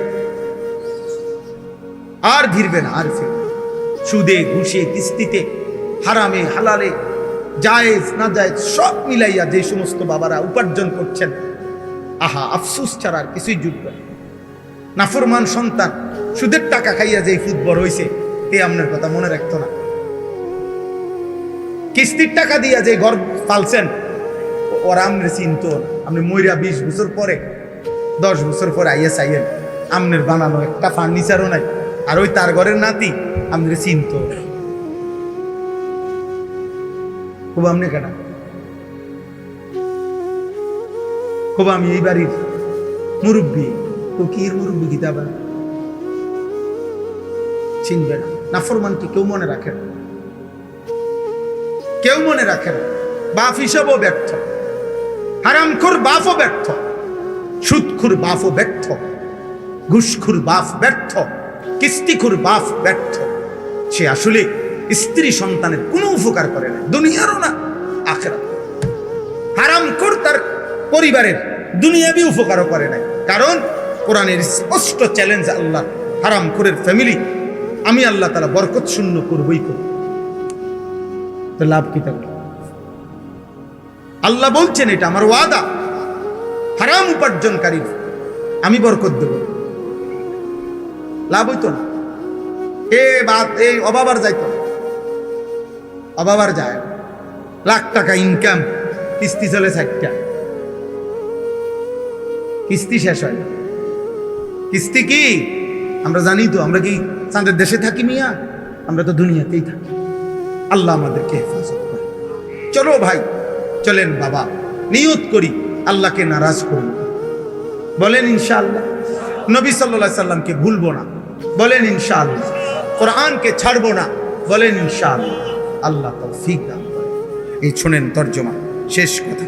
ওমান আযলামু মিম্মান ইফতারা আলাল্লাহি কাযিবা। আল্লাহ তাআলা বলেন, তার চাইতে বড় জালেম, তার চাইতে বড় পাপী আর কেউ নয় যে আমি আল্লাহর উপরে মিথ্যা অপবাদ দেয়। আল্লাহ তাআলা বলেন, উলাইকা ইউরাদুনা আলা রাব্বিহিম। কিয়ামতের দিন ওই নাফরমানকে, ওই পাপীকে, যে আমার কোরআনকে প্রত্যাখ্যান করছে, যে আমার রাসূলকে প্রত্যাখ্যান করছে, যে আমার তাওহীদকে প্রত্যাখ্যান করছে, ওই জালেম আমি আল্লাহ তাআলার সামনে একজন একজন করে আমার সামনে উপস্থিত করা হয়। ওয়ায়াকুলুল আশহাদু, আর আমার পক্ষ থেকে নির্ধারণ করা সাক্ষীরা এই নাফরমানের বিরুদ্ধে সাক্ষী দিবে, হা উলা ইল্লাযীনা কাযাবু আলা রাব্বিহিম। আল্লাহ এটাই আপনার সেই বেঈমান বান্দা যে আপনার প্রত্যেক কথা কাযাবু, মিথ্যা মনে করেছে। আমনে কইছেন এদিকে তে গেছে এদিকে। আল্লাহ বলেন আমার সাক্ষীরা একজন একজন করে বলবে। আল্লাহর সাক্ষী মোট 5টা। আল্লাহর সাক্ষী মোট কয়টা? 1 নাম্বার, এই ডান কাদের বাম কাদের ফেরেশতা, এই ফেরেশতা সাক্ষী দিবে মুখ দিয়া। 2 নাম্বার, এই লিখিত আমল নামা, ওই যে যেটা ওনারা লিখছে, মানে ওনারা মুখেও বলবে, আবার লেখাও কি ফাইলও শো করবে। এই দ্বিতীয় সাক্ষী হলো কি? আমল নামা। 3 নাম্বার, অঙ্গ প্রত্যঙ্গ। প্রত্যেক ব্যক্তির নিজ নিজ অঙ্গ, হাত, পাও, চোখ, নাক, কান, এগুলো আল্লাহর সামনে কি দিবে? এই কয়টা হলো? 4 নাম্বার পায়ের নিচের জমি, ইয়াউমাইদিন তুহাদ্দিসু আখবারাহা। 5 নাম্বার স্বয়ং আল্লাহ নিজে। কয়টা হলো? আইনাল মাফার। আল্লাহ বলবে বান্দা এখন পালাবে কোথায়? শোনো ফেরেশতা কি বলে, দেখো আমল নামায় কি লেখা, দেখো জমিন কি বলতেছে, দেখো তোমার অঙ্গ প্রত্যঙ্গ কি বলে। আমি আল্লাহ তো দেখছি। অহুয়াস সামিউল আলিম, অহুয়াল খবীর, অহুয়াল বসীর। আমি না বলছি এগুলা যে আমি সব শুনি, আমি সব জানি, আমি সব খবর রাখি, আমি সব দেখি। বা আমি আল্লাহ কি বলে নাই কোরআনে? কথা বলে না, বলে নাই তো? তুই আমার কথা পাত্তা দিলা না কা? এই বেটা, বিষয়টা কি? ঘটনাটা কি? কোরআনুল কারীমে আছে। নাফরমান চিৎকার দেওয়া শুরু করবে, আল্লাহর ফেরেশতাকে আল্লাহ বলবে খুজুহু ফাকুল্লু, ওরে ধর, বাঁধে। ফাকুল্লু অর্থ বাঁধে, ওরা বাঁধে, টাইট করে বাঁধে। ফেরেশতা বলবে আল্লাহ বাঁধ দিছি, এখন কি করব? আল্লাহ বলবেন সুম্মাল জাহিমা সাল্লু, একটা লাথি দিয়া জাহান্নামে ফেলে দেবে। মার লাথি, মার, ফুটবলের মতো লাথি। সুম্মাল জাহিমা সাল্লু, জাহান্নামে ছুঁড়ে মার, দে লাথি দে। কি মনে করছেন আল্লাহকে? বাদুকা খাওয়াই দেখে ওরা মনে করছে না আমারে ফিরতো না, আমারে 3 বেলা ভাত খাওয়াই যেই আল্লাহ, আমারে ফিরবো কিন্তু না, আপনারে ফিরতো না, আপনারে ললিপপ খাওয়াই, আপনারে কবরে আপেল মালটা খাইতে দিই, আপনি 60 বছর পর্যন্ত বিড়ি খাইতে থাকেন, আপনি 70 বছরের বুড়া চাচা, আপনি অনবিড়ি খান, খান, অসুবিধা নাই, খাইতে থাকেন বিড়ি। আপনার জন্য ফেরেশতা কবরে রাখছে, আপেল মালটা কাটতে রাখছে, গেলেই পাইব। হ্যাঁ হ্যাঁ, খামখেয়ালি। বয়স্ক মানুষেরও যদি গুনাহ ছাড়ার টাইম না হয়, আর কখন ছাড়বে? বলেন না মিয়া, আর কখন ছাড়বে? তাই 60 বছরও গুনাহ ছাড়ার টাইম হয় নাই? 60 বছরও টেলিভিশন দেখা বন্ধ করার টাইম হয় নাই? 60 বছর বয়সেও মুখের গালি বন্ধ করার টাইম হয় নাই? আফসোসের বিষয়, কষ্ট লাগে মিয়া। বুড়া বুড়া মানুষ বাঁকা হইয়া গেছে, ওমা চা দোকানে বসে চোখ বড় বড় করে রাক্ষসের মতো টেলিভিশন চান। কিরে বেটা, আপনি কিতা চান? আপনাদের শরীরের কোনো টেম্পার নাই, আপনার শরীরের তো কোনো টেম্পার নাই, আপনি কি দেখেন এগুলা? আপনি নর্তকীর নাচ দেখেন কেন? আপনি জোয়ান বেডির নাচ দেখেন কেন? আপনার শরীরে আসেনি কিছু? আশ্চর্য, আফসোসের বিষয়। আখেরাত কেমন বলা বলছে যে 70 বছরও আখেরাত মনে পড়ে না। আর কখন মনে পড়বে রে আব্বা? রাগ হইয়েন না, আমি না বললে বলবে কে? আলেম না বললে বলবে কে? আপনারে মনে করাই দিব কে? কথা বলে না, আপনারে মনে করাই দিব। আমরাও শুনতে যাই। আলহামদুলিল্লাহ, আমার শায়েখ আল্লামা মুফতি মুশতাকুন নবী কাসিমি হযরত বয়ান করে, তো আমরা নিচে বসে শুনি। আমাদের শায়েখ ঢালকানগরের শায়েখ আরিফ বিল্লাহ হযরত মাওলানা শাহ আব্দুল মতিন বিন হুসাইন প্রতি মাসে হযরতের খানকায় আমরাও যাই শুনতে। এমন না বিষয় কেবল বলি, না না বাপ, বিশ্বাস করেন আমরাও আমাদের বড় বড় উলামায়ে কেরামের কথা শুনতে থাকি, পড়তে থাকি। দেখেন আপনি গাড়িতে কিতাব আছে কিনা, সাথে যে খাদেম থাকে তাকে বলেন, জিজ্ঞেস করেন যে উনি পড়ে কিনা, শোনে কিনা। অর্থ হইল আমরা প্রত্যেকেরই সংশোধন দরকার, দরকার কিনা বলেন না? আল্লাহ আমাদেরকে বুঝার তৌফিক দান করেন। তো আলা লানাতুল্লাহি আলা যালিমিন, আল্লাহ সমস্ত শুইনা, এই যে সাক্ষীর সব গুনার বর্ণনা শুইনা আল্লাহ বলে, জালেম তোর উপরে আল্লাহর লানত, লানাতুল্লাহ, বেনামাজি তোর উপরে আল্লাহর লানত, নাফরমান তোর উপরে আল্লাহর লানত, হারামখোর তোর উপরে আল্লাহর লানত। তুই জীবনটা কি করলি? তুই হায়াতটা কি করলি বান্দা? আমি তোরে কি না দিছিলাম? আল্লাহ আমাদেরকে মাফ করে দেন। আল্লাযীনা ইয়াসুদ্দুনা আন সাবিলিল্লাহ ওয়া ইয়াবগুনাহা ইওয়াজা। আল্লাহ বলেন, আমার এই জালেম নাফরমান বান্দা নিজে তো আমার পথে চলে নাই, তদুপরি যে চলতে চাইছিল এমনও বহু লোককে আমার পথ থেকে বিরত রাখছে। আরে তো যাইতেছেনি নামাজ, বুঝেন নাই কথা, যাইতেছে কেন কি নামাজে এরকম শুরু করছো কেন? নতুন নামাজি হয়ে গেছো, এই হইল নি কথা? এমন কই না নাই, কথা বলেন না। হ্যাঁ একেবারে বাপরে, এবার একেবারে আজকে আব্দুল কাদের জিলানী হয়ে গেছে। হ্যাঁ বুজুর্গি একেবারে বাপ, তোর চিনি না বেটা তোরে আমি। এই বেটারে বললা একটা কিছু বলিয়া তারে কি করে দিল, নার্ভাস করে দিল। সে ফিরতে চাইছিল কিন্তু ওই শয়তানে তারে কি করে দিল, ফিরাইয়া দিল আল্লাহর পথ। আল্লাহ বলেন ওই জালেমদের উপরে আমার লানত, যে কেউ আমার পথে চলতে চাইলে যাকে বাধা দেয়। ওয়ায়াবগুনাহা ইওয়াজা, 3 নম্বরে আল্লাহ বলেন ওই জালেমের উপরে আল্লাহর লানত, যে সর্বদা আল্লাহর দ্বীন শরীয়তের মধ্যে ভুল ভ্রান্তি ত্রুটি বক্রতা তালাশ করে কি দিয়ে ফেসলা গান, কথা বোঝেন নাই কথা? নাউজুবিল্লাহ। অহুম বিল আখিরাতি হুম কাফিরুন, আল্লাহ বলে আখিরাতকে অস্বীকারী, আখিরাতকে বিশ্বাস করে না এমন জালেমের উপরে আল্লাহ লানত। এবার আল্লাহ বলেন উলাইকা লাম ইয়াকুনু মুজিজিনা ফিল আরদ, তবে শুনে নাও জালেম নাফরমান পাপী যত যাই করো না কেন, আমি আল্লাহকে তুমি দুনিয়াতেও অক্ষম করতে পারবা না। আমার দুনিয়া আমারই, আমার কাছেই তোমার হায়াত, আমার কাছেই তোমার মৃত্যু। তুমি সর্বোচ্চ ক্ষমতার মস্তদে উঠলেও আমার হাত থেকে ছুটতে পারতা না। আর আমি আল্লাহ থেকে আমারে অক্ষম করা যে আমি আর মরবো না, এরকম সিদ্ধান্ত তুমি দিতে পারবা না। কাজে ঘুরে ফিরে তুমি আমারই হাতে। কার হাতে? পৃথিবীর সবচেয়ে বড় পাপী কার হাতে? উলাইকা লাম ইয়াকুনু মুজিজিনা ফিল আরদ ওমা কানা লাহুম মিন দুনিল্লাহি মিন আউলিয়া। আখিরাতে গেলে দেখবে আমি ছাড়া কোনো বন্ধু নাই। আমি ছাড়া কি কোনো বন্ধু নেই। পাপীরা মনে রাখতে হবে আমি আপনি সুপারিশ করবে ওই ফুতে, নাতি, নবী, আউলিয়া সব ঠিক আছে, কিন্তু খোদার কসম সুপারিশ করার জন্য আল্লাহ তাআলা অনুমতি দিবে যাকে, সে সুপারিশ করবে। আর আল্লাহ সুপারিশ করার পর আল্লাহ যাকে অনুমোদন দিবে সেই কেবল জান্নাতি হবে। সুপারিশ মানেই কি না জান্নাত না, অনুমোদন দেওয়া হলো জান্নাত। অনুমোদন দিবে আল্লাহ। আল্লাহ বলবে হ্যাঁ তুমি সুপারিশ করো। আল্লাহর বান্দা বলার পরে সে আল্লাহ যদি বলে ওরে বাদ দিয়া আরেকজনকে বলো এরে দেব না আমি জান্নাত, তো খোদার কসম পাহাড় উল্টে যাবে, মাগার জান্নাতের ফয়সালা আর কেউ দিতে পারবে। আবু তালেব ঈমান আনুক নবী চায় নাই, কথা বলেন না কেন?